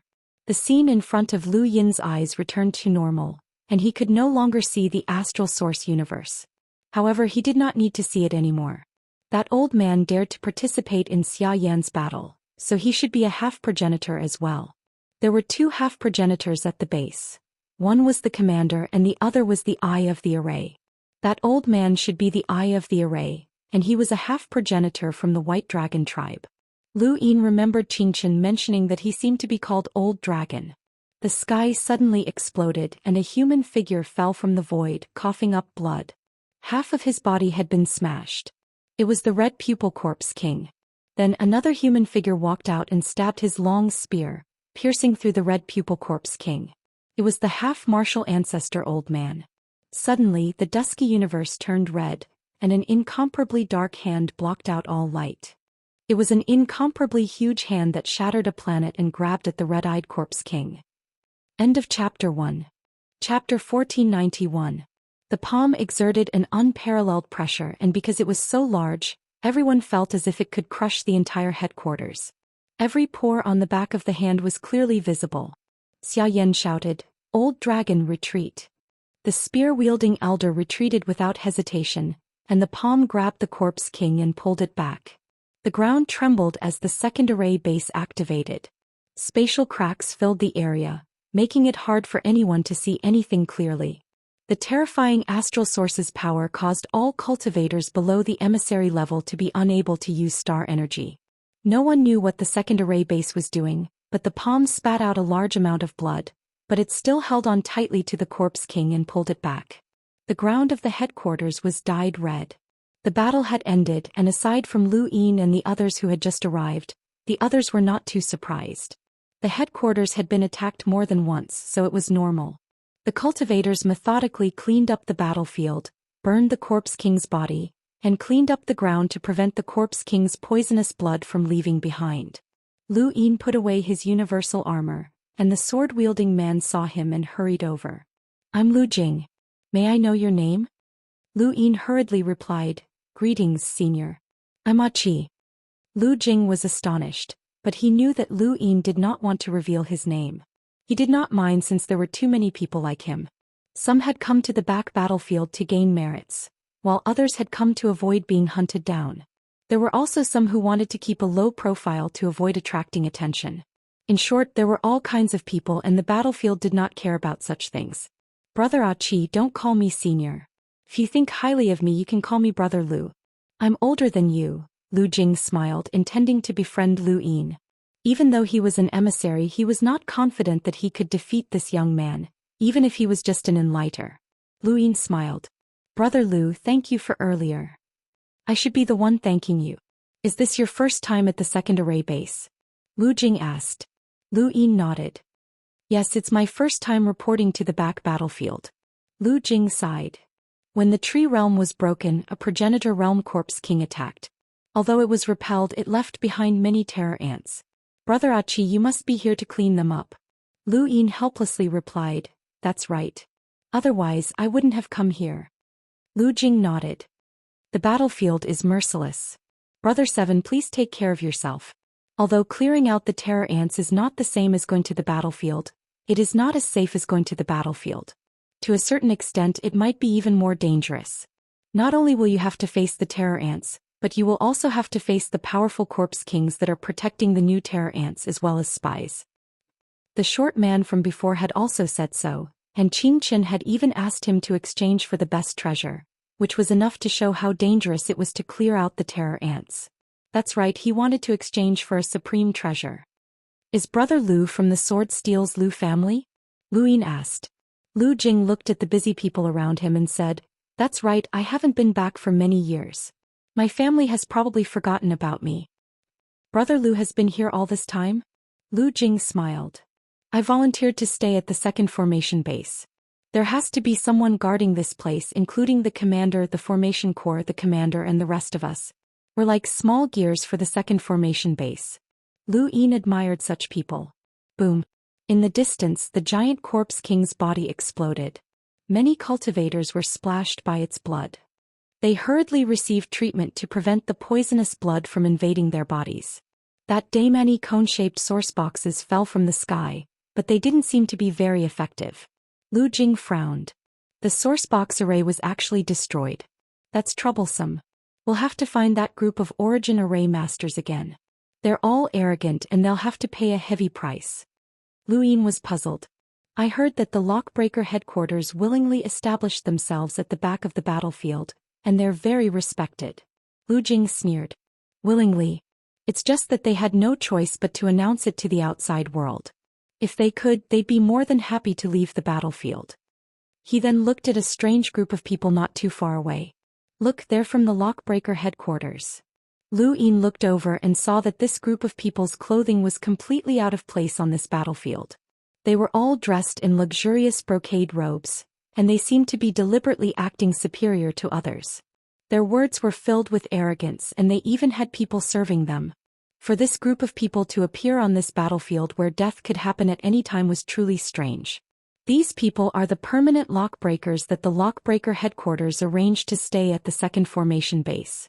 Do you see that man standing in the middle? Lu Jing asked. Lu Yin looked over. Which one? The group of people standing in the middle were all men and only a group of women surrounded them. They were probably there to serve as they were too strange. Lu Jing said, the one with the orchid finger. Lu Yin blinked and saw a middle-aged man who was not very young. The man had 3 of his fingers curled up and it really was the orchid finger. He's Master Zhan and he's an origin array master. He's not very strong but his lock-breaking abilities are quite good. He'll definitely be the one to repair the source box array. I wonder what price the commander will have to pay, Lu Jing said. Shouldn't repairing the source box array be a given? Why do they have to pay a price? Lu Yin asked curiously. Lu Jing shook his head. In theory yes, but if they don't pay a price, then that group of people will slowly study it. For the sake of the commander's safety, the commander will have to pay a price for them to repair it as soon as possible. Lu Yin frowned. If they don't repair the source box array, then they'll be in danger once the Corpse King attacks. They have their own life-saving abilities and each of them has set up countless source box arrays in their own residences. Lu Jing clearly did not have a good impression of the lockbreakers. Lu Yin looked at the cone-shaped source boxes. He could repair them and with the number of source box arrays that he had mastered, he could be considered an origin array master, surpassing even Master Zhan. However, he had just arrived and he could not stand out too much. The Lockbreaker headquarters was at the back of the battlefield, and it would not be good for him to get into a deadlock with these lockbreakers. 7. I'm going to the commander's headquarters. You can go and report yourself. Good luck, Lu Jing said after glancing at the cloud vision stone. Lu Yin asked, Brother Lu, can you take me to see the commander? I need to report to him personally. Lu Jing was astonished but then he said, that's right. With your abilities, you can naturally report to him personally. Come, I'll take you to the commander's headquarters. The second array base was built underground or rather within the array base. Lu Jing led Lu Yin down and many cultivators were on high alert along the way. When they realized that it was Lu Jing, they allowed them to pass. From top to bottom, there were at least a few thousand cultivators standing guard. The underground area was bright and Lu Yin looked around. Rather than calling this the commander's headquarters, it was more like the interior of a source box array, as there were many different structures. This source box array was known as unlimited kinetic energy. After coming to the underworld, Lu Yin realized that this source box array was not as simple as just a source box array. It was a combination of many different methods, including technology, to create an indescribable source box array that could protect humans. Lu Yin did not know who had set up this source box array, But that person's understanding of sourcebox arrays was probably on par with Huizu's. Hold on, Lu Yin suddenly thought of a possibility. Could it be Huizu? Huizu was known as the strongest lockbreaker in the Fifth Mainland, and he had created the 72 sourcebox array and founded the technocracy's civilization. Everything about him seemed very similar to this sourcebox array. Lu Yin guessed as he followed Lu Jing's lead to meet the commander, Xianxia.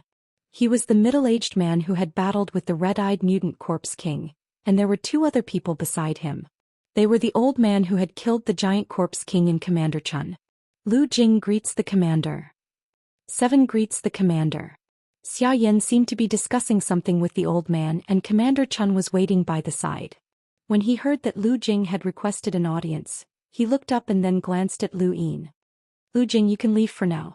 Lu Jing acknowledged the order and slowly retreated. Chun, you can leave as well, Xianxia said. Commander Chun was astonished and he glanced at Lu Yin before slowly retreating. After the two left, Xianxia looked at Lu Yin with a serious expression. You're Long 7? The old man beside him stared at Lu Yin with interest. Lu Yin respectfully replied, this subordinate is indeed Long 7. Greetings, Commander. Xianxia nodded. I know why you're here and I also know how important you are. He then took out something that looked like a token from his cosmic ring and tossed it to Lu Yin. Lu Yin caught it. This is the token of a commander. My second base has 5 commanders that fight on the battlefield. There are no commanders outside of the battlefield, so from now on you will be one, Xianxia said. Lu Yin was shocked as he had not expected Xianxia to think so highly of him and make him a commander right off the bat. Commander, this subordinate is new here and I might not be able to handle the position of commander. Lu Yin did not want to be held back by the battlefield on the other side, as he still had to return to the Fifth Mainland after completing his mission. Xianxia said, I saw your performance in the battle just now and the deaths of the 2 Envoy-level Corpse Kings were related to you. It could even be said that you single-handedly contributed to their deaths. If not for you, Lu Jing would have died. With your ability and power vessel, you're qualified to become a commander. There's no need to decline. Lu Yin was helpless. Yes, this subordinate understands. Xianxia did not speak and instead looked down at something.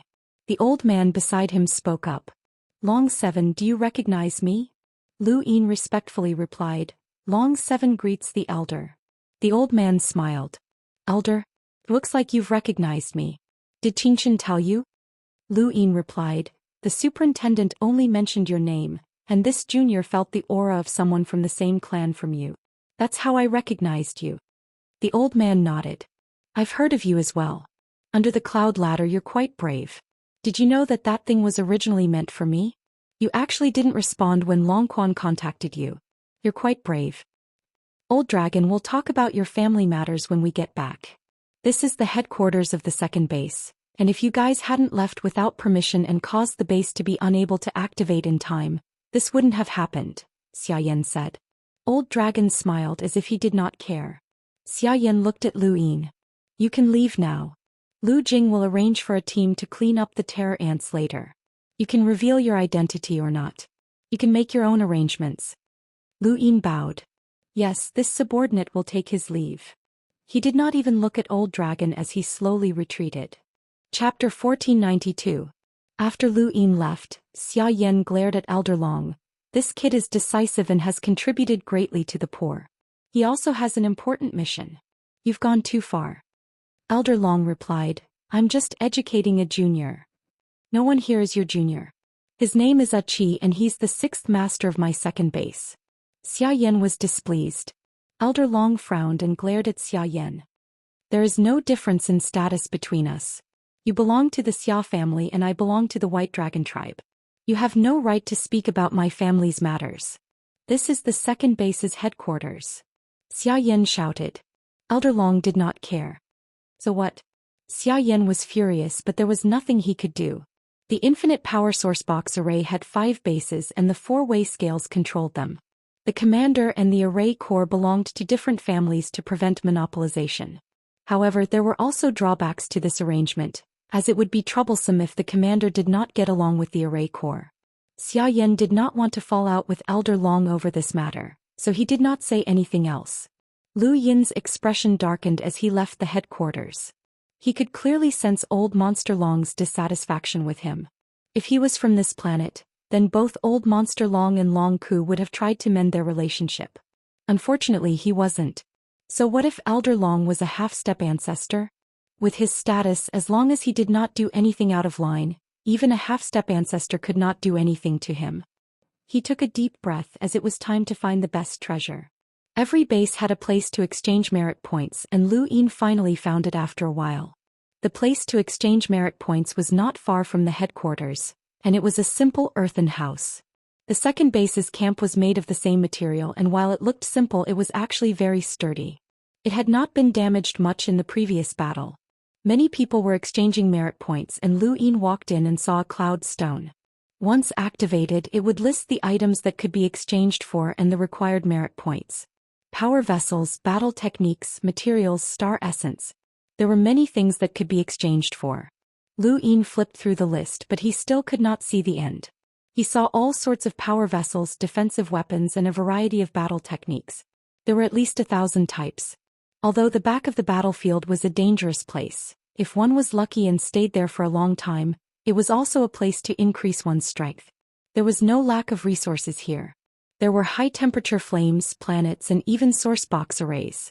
There were also slots to leave the backside of the battlefield, as well as slots to bring people out of the backside of the battlefield.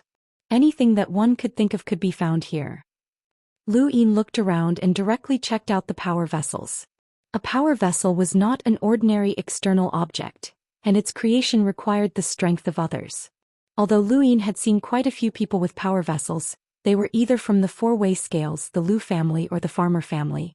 Their power vessels might seem ordinary, but in reality most cultivators, even those who were close to becoming emissaries, might not even have one. The best power vessel that could be exchanged for here was a box. Lu Yin was speechless when he saw the box. Who would be so bored as to create a box power vessel? The name of this rare treasure was Small Heaven and Earth. According to its introduction, it could withstand the attacks of 2 Origin Tribulation's emissaries.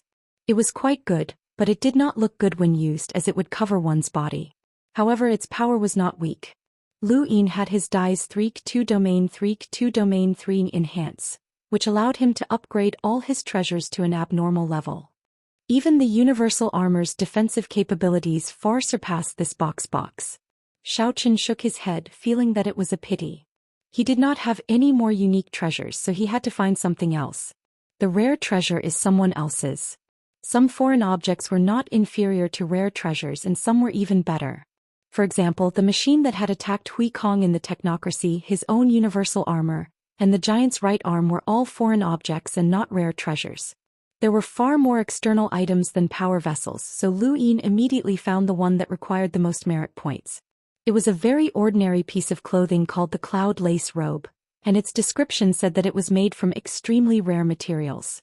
It contained many source box arrays that could defend against all sorts of attacks, and its defensive power was roughly equivalent to that of a 5th Tribulation cultivator. 5 Origin Tribulations meant that Lu Yin could withstand the attacks of more than 900,000 powerhouses. Even the strongest defensive item that Lu Yin had was not as good, and the Cloud Flow Robe required an astronomical amount of merit points to exchange for. Lu Yin's eyelids twitched as he glanced at it. Only someone with a power level of 800,000 to 900,000 could afford it, and it was even possible that only someone with a power level of 1,000,000 could afford it.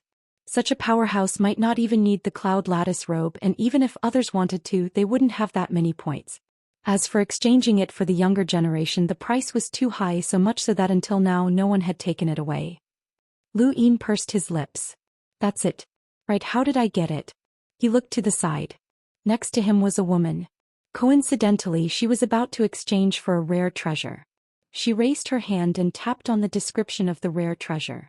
Then she entered her contact information into the Cloud Communication Stone and left. Lu Yin followed suit and entered his own Cloud Vision Stone's communication method. He walked out and followed the woman. The woman took a few steps forward before she sensed that Lu Yin was following her. She turned around and stared at him. Why are you following me? This woman had an ordinary appearance, and her cultivation was roughly at the level of an explorer. Even if she wasn't cannon fodder on the battlefield, she wasn't far from it. Her eyes were filled with stubbornness and unyieldingness as well as vigilance. This is my first time exchanging for something, so I don't know where to go. The woman's gaze relaxed a little. Head to the headquarters. Turn right, you can exchange there. Thank you, Lu Yin smiled. The woman didn't move and she only relaxed when she saw Lu Yin leave. She then slowly left. Everyone on the battlefield was on high alert. Their enemies weren't just the monsters. There were also spies. However, after spending so much time here, one would become numb to it. Lu Yin entered the headquarters once more. Without Lu Jing leading the way, he went straight to report to Xia Yan. He didn't have anything to prove his identity, and such people were generally not allowed to enter the headquarters. Lu Yin had no choice but to take out his token, which startled many people before he was allowed to enter. Turn right. Lu Yin turned right when he reached the headquarters. Coincidentally, someone was leaving, so he entered. Coincidentally, he saw Lu Jing. Lu Jing hadn't expected Lu Yin to come and was astonished. "Ah Chi, what are you doing here?" Lu Yin replied, "I'm exchanging for something." "You have merit points?" Lu Jing was astonished. Lu Yin nodded. There was an old woman beside Lu Jing. She had a grim expression as she looked at Lu Yin. "What are you exchanging for?" The cloud vision stone in front of him lit up, and Lu Yin entered his communication method. The cloud landing robe jumped out. The old woman and Lu Jing were shocked, and they looked at Lu Yin as if they had seen a ghost. "You want to exchange for the cloud landing robe?" the old woman asked in shock. Lu Yin nodded. "Yes, the cloud landing robe. Where did you get those merit points from? Are you toying with me?" The old woman was furious. Lu Jing hurriedly asked, "Ah Chi, the cloud landing robe requires too many merit points. Do you have any?" Lu Yin replied, "Senior, please check. This junior can overdraft Senior Qingchen's merit points." Both of them had heard of Qingchen's name before, and the old woman was even more astonished. She hurriedly checked on him and Lu Jing stared at Lu Yin. This person was becoming more and more mysterious since he was able to overdraft the merit points of a commoner's 9-gate superintendent. "That's right. You can indeed overdraft Senior Qingchen's merit points," the old woman said. Her gaze towards Lu Yin immediately changed, becoming much more respectful. Qingchen was a half-ancestor on the same level as Xia Yan and Old Monster Long. As a superintendent of the 9 gates, he had too many merit points to exchange for the cloud landing robe. However, that wasn't the most important thing. The most important thing was overdrafting. Even the most elite disciples of the 4 cardinal scales didn't have the qualifications to overdraft their merit points. Only important people could do so, and at the very least they had to be people who had a great influence on the battlefield. This person was so young, but he could actually overdraft his merit points. "Can I exchange for the cloud landing robe now?" Lu Yin asked. The old woman was troubled. "I have enough merit points, but the cloud landing robe is a little troublesome." Lu Yin's eyes narrowed. He didn't believe that she would dare to make things difficult for him. "How troublesome?" The old woman patiently explained. "The cloud landing robe has been reserved by someone with the approval of the first array base's commander, Lord Bai Qi. These items are all usable by all 5 array bases, and Lord Bai Qi has already agreed to let that person reserve the cloud landing robe. It's not my place to make the decision." Lu Yin frowned. "Is there no other way?" The item that was second only to the cloud landing robe could only defend against 2 origin tribulations, and it wasn't even as good as his universal armor. The old woman was troubled. Unless Lord Bai Qi or the other commanders agree, the cloud landing robe can only be given to that person, even if that person doesn't have enough merit points. Lu Jing spoke up.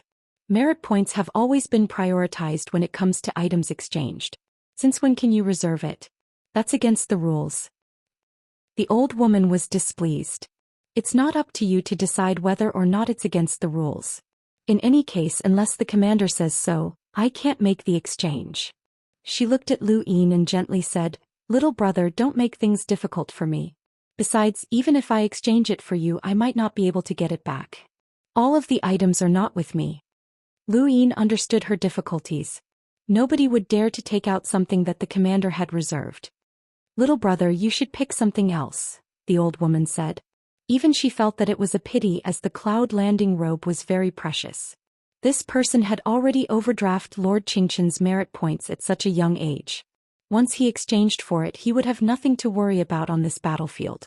Lu Jing frowned. "If the commander says so, Can we exchange for it? The old woman replied, Of course. Commander Xian isn't any weaker than Commander Bai Qi once he says so. No one will dare to make things difficult for him. Lu Jing looked at Lu Yin. 7. Why don't you talk to the commander? Maybe he'll be willing to help. Lu Yin hesitated. He wasn't from the Xia family and Xia Yan might not be willing to offend Bai Qi for him. Bai Qi was obviously from the frigid Immortal sect. Let me think about it, Lu Yin said, but he didn't leave. The old woman could also see the items that were being exchanged, and she was happy to make things easier for Lu Yin. She looked at Lu Jing. Leave. Without merit points I can't give you anything. Lu Jing's expression turned ugly. You're also from the second base. Do you want to see our people get slaughtered by those monsters? Chapter 1493. The old woman snapped. Lu Jing, don't talk to me about this. Once the headquarters is destroyed I'll die as well. But rules are rules. Aside from the second base there are 4 other bases.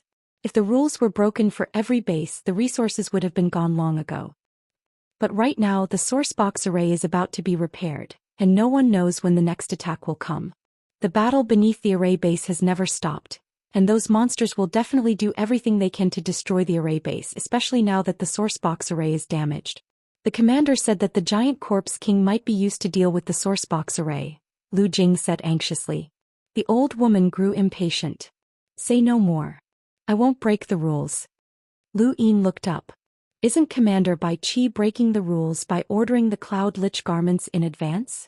The old woman's expression turned ugly but she did not speak. Lu Jing said, Fine. My words won't change anything. I'll ask the commander to speak to you personally. He then nodded at Lu Yin and turned to leave. Lu Yin hurriedly chased after him. Brother Lu, what's going on? Lu Jing was helpless. Master Zhan and the others want compensation for repairing the source box array. Over the years, whether it's the headquarters or the base, many source box arrays need to be repaired. The compensation has already been used up, and even the commander's merit points have been exchanged for items that have been given to Master Zhan and the others. She wants me to use my merit points to exchange for items, but she's not willing. Lu Yin was confused. This senior won't even give face to the commander? Lu Jing bitterly replied, You can't blame her. Using merit points to exchange for items is a huge taboo, and if it's discovered without a proper reason, it'll cause dissatisfaction among the participants. For example, you're unhappy that you can't exchange for the Cloud Lich garments, right? If this dissatisfaction spreads to the entire army, the consequences will be unimaginable. Lu Yin could understand this feeling. If Bai Qi can reserve the Cloud Lich garments, why can't Commander Xia Yan? Lu Jing replied, Reserving items and overusing items are 2 different concepts. Even if Commander Bai Qi wants to, it won't be easy. I can only report back to Commander Xia Yan and ask him to speak to her personally. Actually, Master Zhan might not be the only way to repair the source box array, Lu Yin suddenly said. Lu Jing paused and looked at him in confusion. What do you mean? Who else can repair the source box array? Lu Yin pointed at himself. I can try. Lu Jing was surprised. You? Lu Yin nodded. Actually, I've also mastered 1 or 2 source box arrays, so I should be considered an origin array master. Lu Jing was delighted. You've mastered source box arrays? Lu Yin smiled and raised his hand to summon the flow guidance diagram. Brother Lu, give it a try. Lu Jing casually waved his hand, and the flow guide diagram immediately became unstable. Lu Yin had forgotten that Lu Jing was a powerhouse at the level of an emissary, and he was using an astral source. The flow guide diagram was set up using star energy, so it was only natural that it would become unstable in the face of an astral source. However, Lu Jing was very happy as he did not care about the strength of the diagram. He only cared that this was a real source box array. Zhan. Lu Yin followed Lu Jing out of the room. Not long after, they arrived at the location where the giant corpse king had exploded. They were about 100 meters away, and on the other side was a group of well-dressed lockbreakers. Their leader, Master Zhan, was sitting there calmly with 2 women serving him behind him. He was eating fruits and appeared to be very relaxed. Many people were displeased by this, but none of them dared to approach him. No one dared to criticize him. Even Lu Yin felt that this was too much, as they were completely different from the rumors of lockbreakers in this region. Brother 7, take a look and see if you can repair it. Don't spread the news, Lu Jing whispered. Lu Yin nodded as he naturally could not spread the news. He understood lockbreakers, and even in the Fifth Mainland the Lockbreaker Society was very protective of its members. Stealing another lockbreaker's source box or setting up a source box array was unforgivable unless the other party was willing. This region of space was no different. Lu Jing purposely stayed far away, afraid that Master Zan's group would discover him. Lu Yin stared ahead of him, which had been isolated. There were a total of 12 cone-shaped source boxes scattered on the ground. They trembled from time to time and emitted a strange killing intent. Occasionally they even tore through the void, making it so that no one dared to approach them. The reason why source box arrays could be set up was because the source box's killing intent interacted with each other to create a strange effect. What Lu Yin needed to do now was to sort out these source boxes' killing intent and then scatter them so that the cone-shaped source boxes would return to their original positions. Lu Yin filled his eyes with star energy. Ever since he had arrived in this region of space he had rarely done so. There were no rune lines in this region, so it was useless to do so. But now that he was inspecting the source box's killing intent he could see more clearly by doing so. At the same time he extended his domain and probed the cone-shaped source boxes. These cone-shaped source boxes were powerful enough to harm envoys, and their killing intent had already extended to the astral source universe. Without the help of the lake's spring water, Lu Yin had to constantly move and step into the astral source universe, which would attract too much attention. A drop of spring water could allow him to observe the astral source universe for a minute. He still had 13 drops on him, so he had to use them sparingly. Fortunately, the source box's killing intent that extended to the astral source universe was not too complicated, and Lu Yin understood it after looking at it twice. Step by step, Lu Yin circled around the areas where the cone-shaped source boxes had been separated. After the time it took for an incense stick to burn, he attracted the attention of Master Zan and the others. A young man blocked Lu Yin's path and stared at him. "What are you doing here?" Lu Yin replied, "Just strolling around." The man barked, "Stay away. The source box array here can be activated at any time. You may want to die, but we don't." Lu Yin nodded and obediently said, "All right, I'll leave." The man snorted and returned. After that, Lu Yin continued to walk around in circles. Master Zan glanced at Lu Yin again and frowned. "Shaoli, why hasn't that person left? Can't you do something like this?" The young man called Shaoli's face flushed red. "Master, this disciple will teach him a lesson." Master Zan was displeased. "This is a battlefield. Who can you teach a lesson to? With your strength as a limiter? Go, just chase him away." Shaoli relaxed and hurriedly ran towards Lu Yin. His expression was abnormally ugly, and there was even a hint of malevolence in it. Shaoli blocked Lu Yin's path and glared at him. "Didn't I tell you to stay away? Why did you come back?" Lu Yin calmly replied, "Sorry, I got lost. I'll leave now." Shaoli snorted and pretended to be fierce as he moved closer to Lu Yin. "Kid, Master Zan told you to stay away. Don't be untactful. One word from Master Zan, and you won't be able to survive in the second base. Do you hear me?" "I hear you. Don't worry, I'm an honest person. I won't cause any trouble," Lu Yin said. Shaoli snorted again as he felt that Lu Yin's attitude wasn't good enough. His tone was slightly gentler as he said, "Let's go." He watched Lu Yin's back as he walked away. After another incense stick's worth of time, Shaoli stared blankly at Lu Yin's figure as he walked around in circles. "Shaoli, what else can you do? This is your last chance. If that person doesn't leave, then don't come back." Master Zan was furious as someone had actually dared to challenge his authority. The surrounding lockbreakers looked over strangely. There was actually someone who didn't give Master Zan face at the second base. At the same time, they also looked at Shaoli with sympathy. This guy was really unlucky to have met such a hothead. Shaoli dashed over and angrily blocked Lu Yin's path. He lowered his voice and yelled, "You're messing with me." Lu Yin looked at him. "Excuse me, but who are you?" He really hadn't paid attention to this person, as he had only been focused on studying the source box array. His reply to Shaoli's question had been subconscious. Shaoli was furious and he wanted to hit Lu Yin, but when he thought about it he realized that he wasn't Lu Yin's match. "Get lost. Master Zan told you to get lost. Did you hear me?" Otherwise, I'll go look for the commander and you'll have a hard time in the future. I'll kill you. Lu Yin blinked. Go play somewhere else. Don't disturb me while I'm repairing the sourcebox array. Shaoli was so angry that he laughed. What did you say? Repairing the sourcebox array? Say that again. Go play somewhere else, Lu Yin said as he strode forward and brushed past Shaoli. The strong gust of wind pushed Shaoli several meters away, and Lu Yin looked at the anxious Lu Jing and flashed him a confident smile. He then immediately made his move, entering the isolated sourcebox array. Not too far away, Master Zhan suddenly stood up and his expression changed. Stop. Shaoli was stunned and he watched Lu Yin enter. His eyes were filled with fear as he was afraid that the sourcebox array would be activated and he would be killed. Lu Jing's heart trembled. Lu Yin had gone in just like that. So impulsive?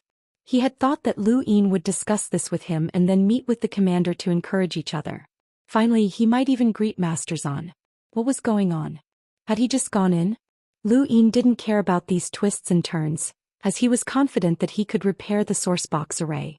Although this sourcebox array was very complicated, all he needed to do was restore the danger from the sourceboxes that had been disturbed by the giant corpse king, not set it up. To be honest, he really couldn't set up such a sourcebox array right now. He would need at least 1 or 2 years of research before he could do anything. After all, this sourcebox array could kill envoys and even affect the astral source universe. However, he could still clear out the danger from the sourceboxes. Outside, Master Zhan watched on nervously. Just like Shaoli, he was afraid that the sourcebox array would be activated. The group of corpse kings from before had been destroyed, and even the envoy-level corpse kings had not been able to withstand more than a few attacks. No one was more nervous than Master Zhan, as he was the only one who knew how dangerous the situation was. Only a few seconds had passed, but to Master Zhan, it felt like years. His clothes were drenched in sweat from his nervousness. When he discovered that the sourcebox array had not been activated and that Lu Yin had even avoided the danger from the sourcebox, he relaxed. He knew that this person was a lockbreaker and not an amateur. However, he became even more furious. Who is that person? Investigate. You must find out who he is. Ask the commander to come here. I want an explanation. The sourcebox array attracted the attention of the entire second base. The moment Lu Yin entered, Xianxia and Old Monster Long both knew about it. They tore through the void and walked out, their expressions grave. When Master Zhan saw Xianxia arrive, he hurried over and suppressed his anger. He whispered, "Commander, who is this person? How dare he enter the source cone without permission? If the source cone is activated, everyone around him will die." Chapter 1494. Lu Jing arrived with a pale face. "Commander," Xianxia asked in a low voice, "who let him in?" Lu Jing was terrified. "It was me. Seven knows how to set up a sourcebox array, so I brought him in to test it out. I didn't expect him to just walk in." Master Zhan angrily retorted, "Lu Jing, do you think that just because you know how to set up a sourcebox array you can repair the original? This was set up by my master, Grandmaster Denghua. Even if I wanted to repair it, it would take me 10 years to study it. How old is this kid? Does he think that he can fix it? Let me tell you, it's fine if the sourcebox array isn't triggered. Once it is, the danger within the sourcebox might become even more complicated, and the resources that I mentioned before will double." Xiaoyan's eyes narrowed as he glanced at Master Zhan. Master Zhan suddenly felt a chill run down his spine and he no longer spoke. He had been able to demand resources so brazenly because of his status as an Origin Array Master and the fact that he had a master in the Realmuon realm behind him. More importantly, it was because of Commander Xiaoyan's tolerance. If Xiaoyan became angry, Master Zhan might not be able to bear the consequences. Lu Jing worriedly looked inside the Original. Old Dragon had a strange look in his eyes, as he did not know that this junior of his had mastered a sourcebox array. He was bold, meticulous, ruthless, and decisive in his actions. His strength was at the top of his peers and he was truly a genius. "Evacuate everyone immediately," Xiaoyan ordered. Although he was not a lockbreaker, he understood the complexity of a sourcebox array. An experienced lockbreaker would need at least a few years of research before they could repair an unfamiliar sourcebox array. This was also why Xiaoyan had tolerated Master Zhan, as aside from himself, only Grandmaster Denghua could repair the second sourcebox array. Even if Draconic 7 had mastered a sourcebox array and was somewhat talented, It was impossible for him to repair the original. Xia Yan frowned, as this was the best outcome that Xia Yan could think of. The worst outcome was that the original would be damaged even more severely, and Draconic 7 might even lose his life. How troublesome. Master Zhan, please contact Grandmaster Denghua and ask him to come here, Xia Yan said. Master Zhan's expression turned ugly. Master is guarding the array base, so it's not convenient. Master Zhan, please contact Grandmaster Denghua and ask him to come here, Xia Yan said again, but his tone was not as gentle. Master Zhan gritted his teeth. In the end, he didn't dare to disobey the Commander-in-Chief's authority. He raised his hand and contacted Master Denghua through the Cloud Stone. His control over star energy had reached the level of a world-level cultivator, and his domain was close to the spirit transformation realm. In addition, he also had access to Gu Yu's understanding of sourcebox arrays. An hour later, he cleared up his thoughts and began to deal with the situation. Don't move. Master Zhan hurriedly stopped him. Lu Yin acted as if he couldn't hear anything. His star energy transformed into multiple threads that shot out and simultaneously moved the 5 cone-shaped sourceboxes. The only difference was that the direction of the sourceboxes had changed, but the chaotic killing intent from the sourceboxes had become slightly clearer. Lu Yin then attacked again. Another hour passed and Master Zhan watched on in shock. At this moment, the cone-shaped sourceboxes were all standing upright, and they all seemed very calm. Even those who were not lockbreakers could tell that the sourcebox array was much calmer than before. Master Zhan looked at the relaxed Lu Yin and felt as if his worldview had been turned upside down. How was this possible? This person could repair it just by walking around the original cone? Then what about all his years of research? Shaoli was stunned. This guy was actually so relaxed. Even his master could not do such a thing. Xia Yan and eccentric Long exchanged glances, unable to hide the joy in their eyes. They looked at Lu Yin as if he were a treasure. At this moment the void distorted. This chapter is not finished. Please turn the page. An old man slowly walked out. His face was ruddy and his hair was white. Although he was old, he was still very spirited. When he appeared, even Xia Yan and eccentric Long greeted him. This was Grandmaster Denghua, a realm plane formation master who had crossed 3 origin tribulations. Combined with his sourcebox array, even someone with 5 origin tribulations might not be able to do anything to him. Master Zhan said nervously. Grandmaster Denghua clasped his hands behind his back and looked at Lu Yin, who was standing within the sourcebox array. His eyes were filled with admiration. He's so young, but his understanding of lock-breaking is unique. His star energy has reached the level of a world-level cultivator, and he's supported by his domain and external objects. Even I was far from being able to reach his level when I was young. Xia Yan spoke, but no voice was heard. He sent a voice transmission to Grandmaster Denghua. Grandmaster Denghua was astonished. How unexpected. Those people only know how to capture people, but they actually produced a lock-breaking genius. What a pity. He then looked at eccentric Long and smiled. Congratulations. Eccentric Long enthusiastically asked, Grandmaster Denghua, do you have any intentions of accepting another disciple? Master Zhan's expression changed. When Grandmaster Denghua heard this, he seemed to be tempted. He looked at Lu Yin. This kid's lock-breaking acumen is unique to ordinary people. Otherwise, he wouldn't have been able to see the origin all in such a short amount of time. He does indeed have the qualifications to become my disciple. Eccentric Long laughed. Long 7 was a member of the White Dragon clan. No matter what his relationship with the White Dragon clan was or what had happened in the past, he still represented the interests of the White Dragon clan. A realm plane formation master was enough for eccentric Long to set aside his prejudices against Long 7. It seemed that he would have to instruct the clan to not treat Long 7 as an ordinary disciple. Master, that kid is too daring and reckless. He charged straight into the original. If he activated it, it could easily cause casualties, Master Zhan hurriedly said. He was afraid that Grandmaster Denghua would really accept Lu Yin as his disciple. If that happened, would he still have any status? He understood Grandmaster Denghua, and he hated reckless people. Grandmaster Denghua calmly replied, What you did was reckless, but what he did was confident. Master Zhan lowered his head and his expression turned even uglier. He looked at Lu Yin with a cold gaze. Within the sourcebox array, Lu Yin did not know what was happening outside. He was focused on sorting out the chaotic danger from the source boxes. Finally, after 4 hours, all of the cone-shaped source boxes automatically buried themselves into the ground, and the origin alls were restored. Xia Yan's gaze relaxed and he looked at Lu Yin with admiration. He had not expected Xianxia to send such a talent to him. If it weren't for the fact that Lu Yin was on a humble school mission, Xia Yan would have kept him here and not allowed him to go out and risk his life. It was not worth it for such a talent to go out and risk his life. Eccentric Long also looked at Lu Yin with gentleness and encouragement. Lu Yin saw this. This old man must be crazy. He had been picky before, but now he was looking at Lu Yin with such a gaze.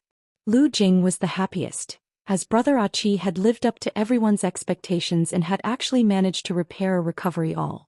It was simply amazing. Xia Yan glanced at Lu Jing, who hurriedly transmitted something to Lu Yin. Lu Yin stepped forward. Subordinate Achi greets the commander, Senior Long and Grandmaster Denghua. Xia Yan was satisfied. Achi, you've mastered sourcebox arrays?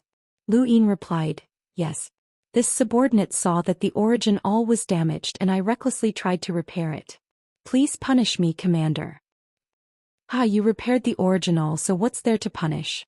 Not only did you not make any mistakes, you even did a good deed.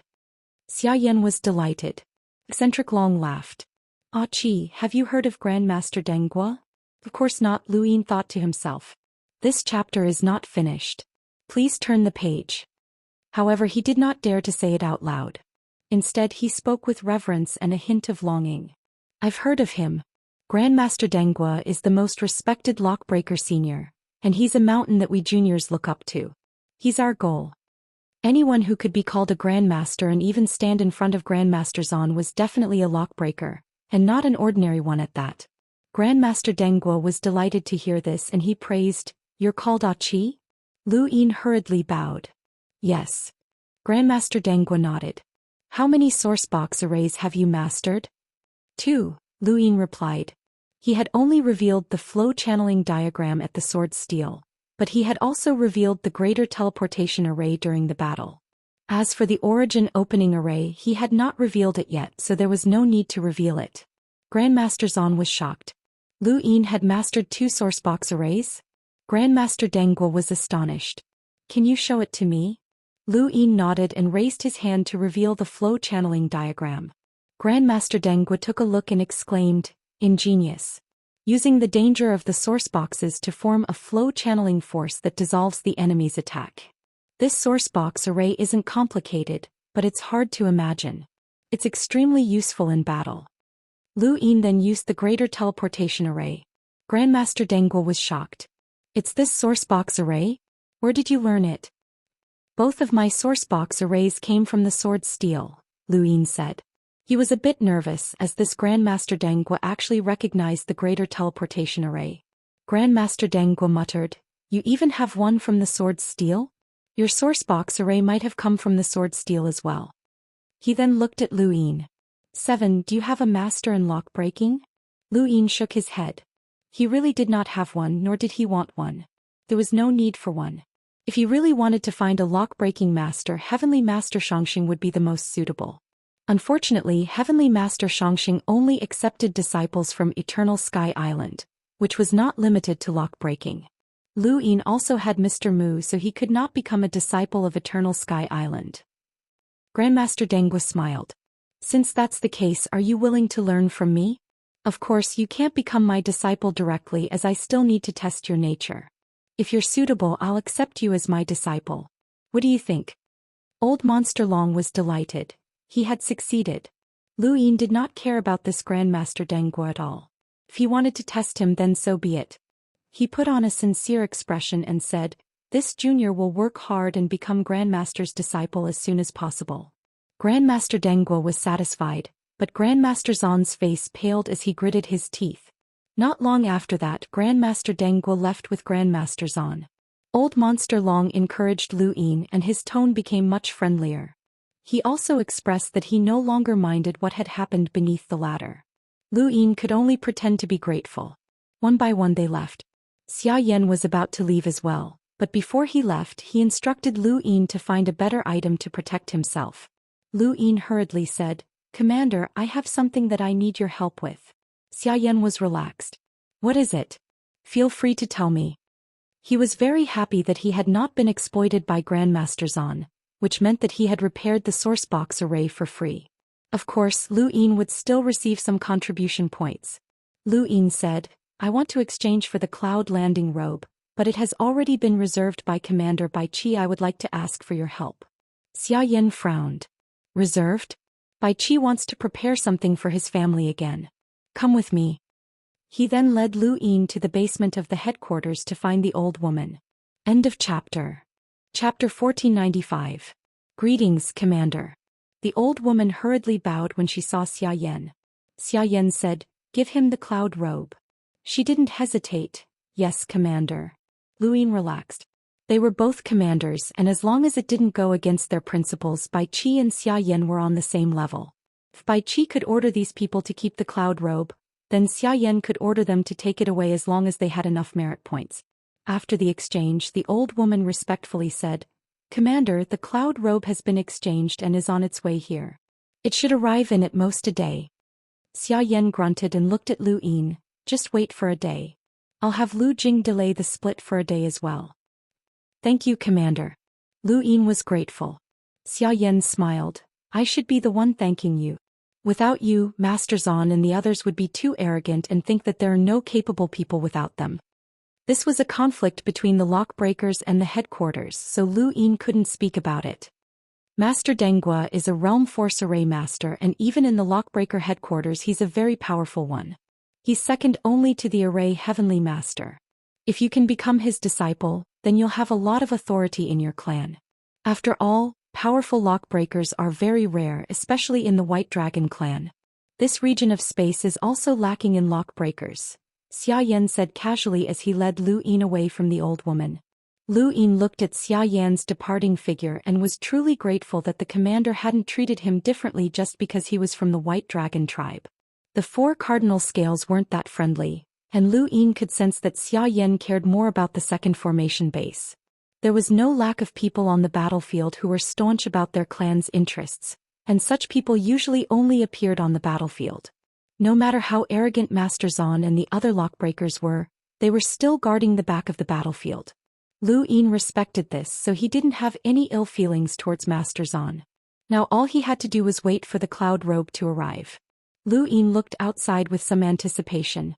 Each formation base was a vertical triangle with a huge slope.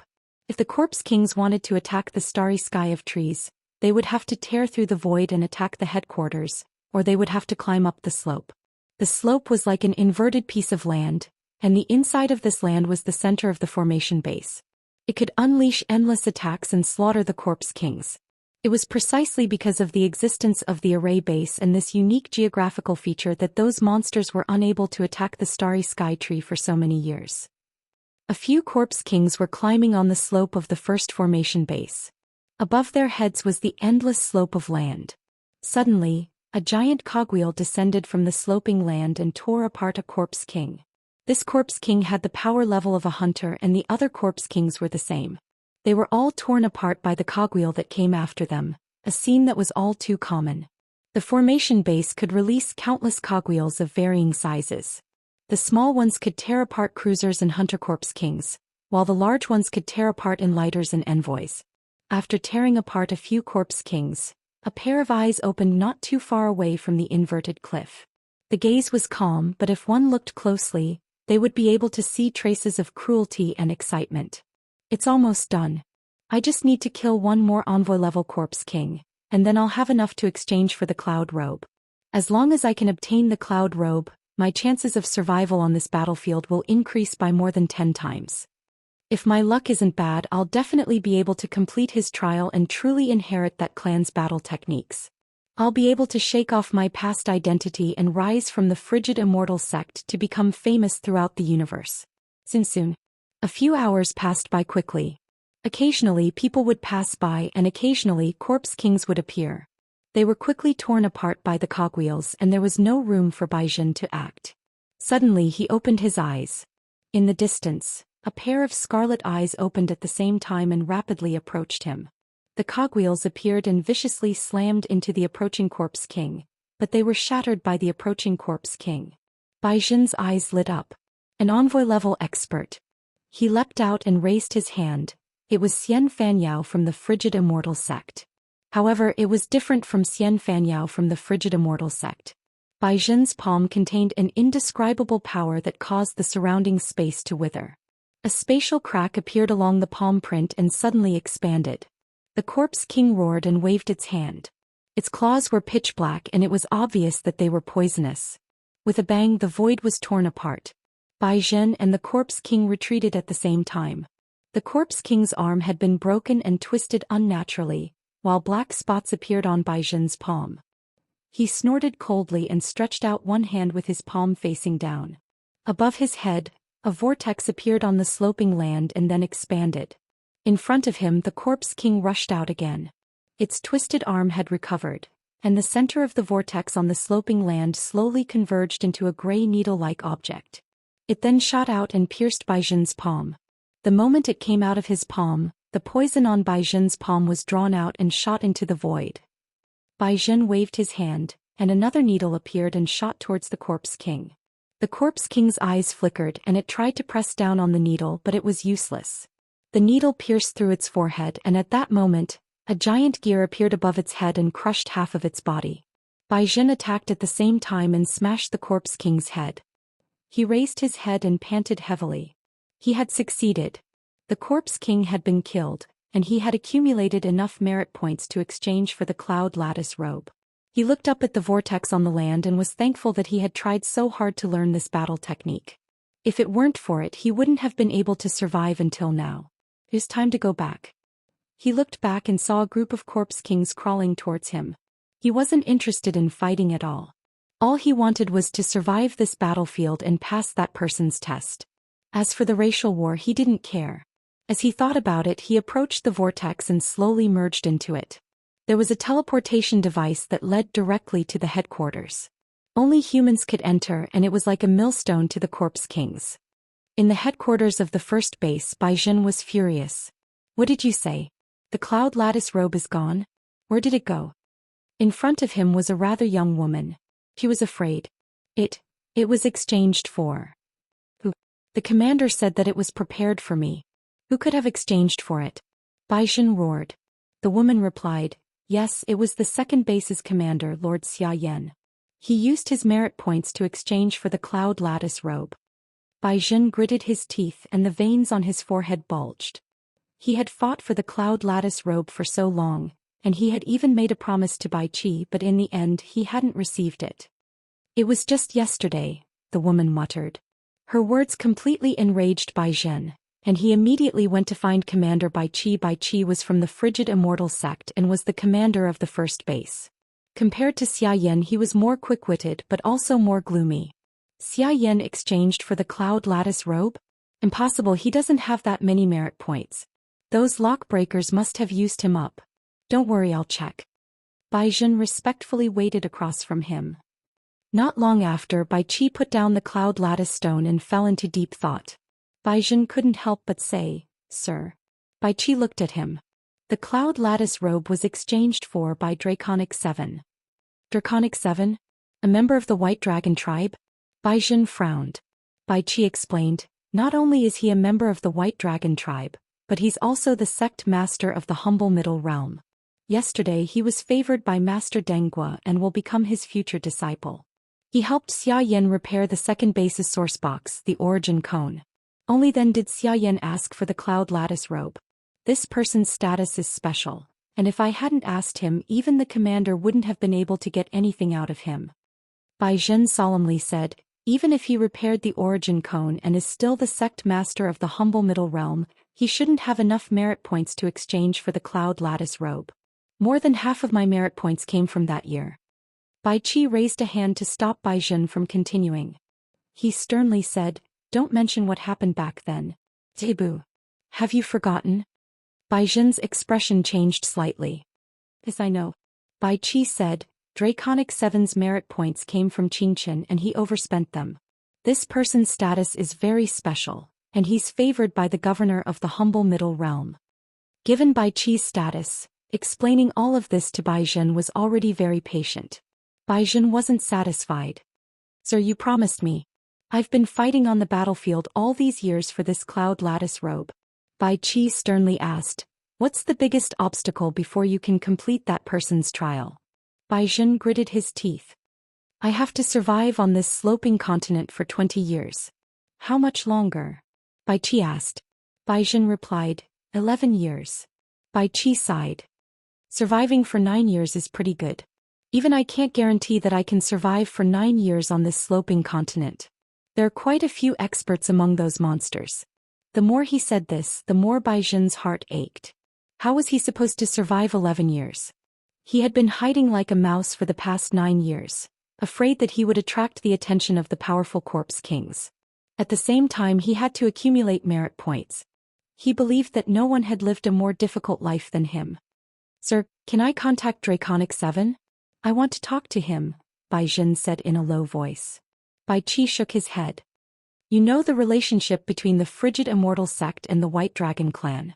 If possible, I definitely want to give you the cloud lattice robe.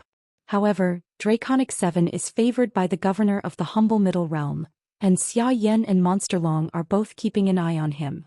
It's impossible to get the cloud lattice robe from him. Then Bai Jin was furious, but he didn't know what to say. Bai Qi's eyes flashed. How about this? I have an external item here. Although it's not as good as the cloud lattice robe, it's not that far off. He then took out a beautiful red flower. Bai Jin was shocked when he saw the flower, and his entire body trembled. It was as if he could see the red flower filling the sky again. That scene was both beautiful and deadly, and it was in that dreamlike scene that the clan that had dominated everything had disappeared. Chapter 1496. Bai Qi's lips curled up when he saw Bai Zheng's expression. You should know how powerful the immortal radish flower is. How about this? Bai Zheng was terrified at first, but when he heard Bai Qi's words, he became extremely excited. His breathing quickened as he asked, Really? Bai Qi smiled. Of course, but it's not on the exchange list and I don't need those merit points. How will you compensate me if I give you the immortal radish flower for free? Bai Zheng looked away from the flower with great difficulty and asked, What do you want as compensation? Bai Qi smiled and put away the flower. Take a look at the exchange list. There might be better defensive items. Bai Zheng hurriedly said, Sir, just tell me what you want. Although the immortal radish flower wasn't a defensive item, it was much more useful than Yun Lui. Even if Yun Lui was still here, Bai Zheng would definitely choose the immortal radish flower. From the moment Bai Qi took out the immortal radish flower, he knew that Bai Zheng had been prepared for this. Regardless of whether Yun Lui was here or not, the immortal radish flower would appear. This was a choice, not one given to him by Bai Qi but one given to him by Bai Zheng. Bai Qi muttered to himself and stared at Bai Zheng. To be honest, I really don't know what I want, but you should know. Otherwise, the immortal radish flower wouldn't have appeared here. Bai Zheng's eyes flashed as if he was struggling. Bai Qi wasn't in a hurry and simply waited. After a long time, Bai Zheng said, The Earth Treasury Needle. Bai Qi was confused. What? Bai Zheng looked at Bai Qi seriously and said word by word, The Earth Treasury Needle. Bai Qi was shocked. The Lu family's Earth Treasury Needle? You know how to use it? Bai Zheng nodded. Bai Qi looked him up and down. How do you know the Earth Treasury Needle? That's an ultimate technique that the Lu family doesn't teach to outsiders. You're just a follower, so how did you learn it? Bai Zheng sneered. Follower. That depends on who I'm following. The person I'm following is more important than the heavens. Bai Qi narrowed his eyes and nodded. You're right. No wonder you were able to survive for 9 years on the sloping continent.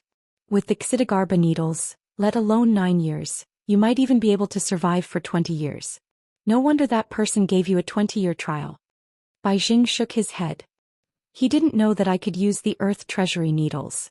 20 years was just for me to die. He didn't want to see anything related to the Lu family, but I was sure that I could survive. I would pass the test and obtain everything I wanted. Bai Qi smiled. The Xidagarba needle is really tempting. He then raised his hand, and the immortal radish flower appeared once more. It slowly flew towards Bai Zheng. It's yours now. Bai Zheng took the immortal radish flower with a complicated look. Was it worth it to exchange the Earth Treasury Needle, an extinct combat technique, for an immortal radish flower? He didn't know either. If the Lu clan was still around, he wouldn't even dare to trade for 10,000 immortal radish flowers, let alone a single one. No, the frigid immortal sect wouldn't even dare to learn it. It didn't matter, as the Lu family was no more. Bai Jing quickly cast aside all distracting thoughts and looked up. Bai Qi's eyes were shining as he waited to learn the Earth Treasury Needle. The cloud landing robe was successfully delivered to Lu Yin's hands. He took it and felt the material of the robe. It was too tough, and even after using all of his strength, he was unable to leave a single crease on it. This was an external item that could withstand the attacks of a fifth origin tribulation cultivator, and more importantly, there was actually more than one source box array hidden within it. Lu Yin was a little uncomfortable. This chapter is not finished. Please turn the page. But who could set up a source box array so small and seal it within this piece of clothing? He had seen far too many enormous source box arrays before, including those on the Shenwu continent, the Lockbreaker realm, and even the infinite kinetic energy beneath his feet. These were all enormous source box arrays, but the Cloud Dew robe in his hands contained the smallest source box array he had ever seen. Large and small were two extremes. It was difficult to create the largest source box array, but it was equally difficult to create the smallest one. The Cloud Dew robe might have been a defensive external item in the hands of others, but its value was different in Lu Yin's hands. Perhaps he could learn something from it. Lu Yin specifically asked where the Cloud Dew robe had come from, but no one knew, not even Xiayan. All he knew was that it had been accidentally left behind at the back of the battlefield. With the Cloud Dew robe in his hands, Lu Jing was notified by Xiayan to gather all of the people who were assisting the Second Foundation in clearing out the terror ants. There were more than 3,000 people in total, and this was just their group. Before them, a group of cultivators from the Second Foundation had already headed to the Mother Tree to clear out the terror ants, and more people would follow. Lu Yin's group had more than 3,000 people, and there were some who were stronger than others. Most of them were from the older generation, and it wasn't easy for the younger generation to join the battlefield. If they weren't strong enough, they wouldn't even qualify to be cannon fodder. There were no emissaries in this group, but there were a few enlighters who were close to becoming emissaries. There were also many enlighters, and even the weakest among them was an explorer. Just these 3,000 people alone should be enough to sweep through the fifth mainland's outerverse, Lu Yin thought to himself. These people were only here to clear out the terror ants. Instead, they had been divided into many teams by Lu Jing, and each team had around 10 people. Lu Yin's team had 15 people, and there were 5 enlighters among them. The one that Lu Jing had appointed as the captain was an old man, and he was also the strongest person in the team. He was infinitely close to becoming an emissary. The teams have been assigned, and I've already informed your captains of the locations that need to be cleared out. All of you are to clear out the mother tree's trunk that borders the Second Foundation. Remember, aside from the terror ants, you'll also have to face those monsters and those shameless traders who rely on them. Be careful, Lu Jing said. He then glanced at Lu Yin discreetly and waved for everyone to board the teleportation device and send them to the mother tree's trunk. The unlimited kinetic array was connected to the mother tree's trunk and extended outwards, allowing one to reach the mother tree's trunk directly through the Second Foundation. Although it was called a trunk, it was more like a brown continent to humans. It was similar to the branches in the Sovereign Realm, and there were many piles of withered bark. The only difference was that there were many more corpses here, regardless of whether they belonged to humans or corpse kings. The corpse kings attacked the astral tree by climbing up the array bases in one direction and climbing up the mother tree's trunk in another. The group walked out of the teleportation device and looked around. Aside from the cultivators guarding the device, there was also a temporary command post in the distance. To the north was the mother tree's trunk, where countless cultivators were on standby. This was also the front line of the battlefield. When they arrived, the teams began to disperse and head towards the areas where they had to clear out the terror ants. Everyone had a mission here, such as how many terror ants the explorers and hunters needed to clear out. If they could not complete their mission, they could not leave, nor could they find a place to hide and relax. Lu Yin's team approached the trunk under the command of the old man. Not far away, several teams stopped to discuss something. The old man also stopped and looked over. This chapter is not finished. Please turn the page. Lu Yin and the rest solemnly said, I am Qin Hai and I've been appointed captain.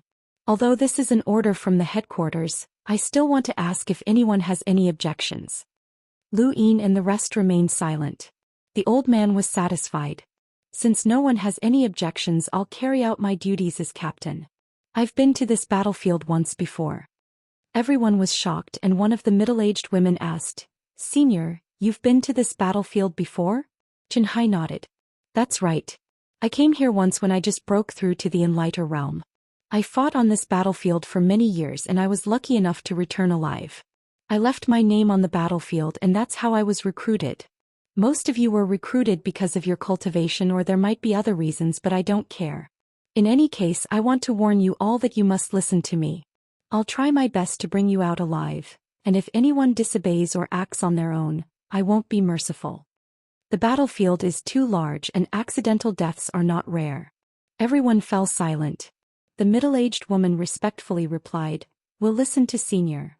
Xianxia was satisfied and his gaze swept across everyone's faces. Most of them were apprehensive and fearful, which was normal since it was their first time here. He looked at Lu Yin. Why did this kid look so carefree? Lu Yin was not carefree. No, it could be said that he was carefree.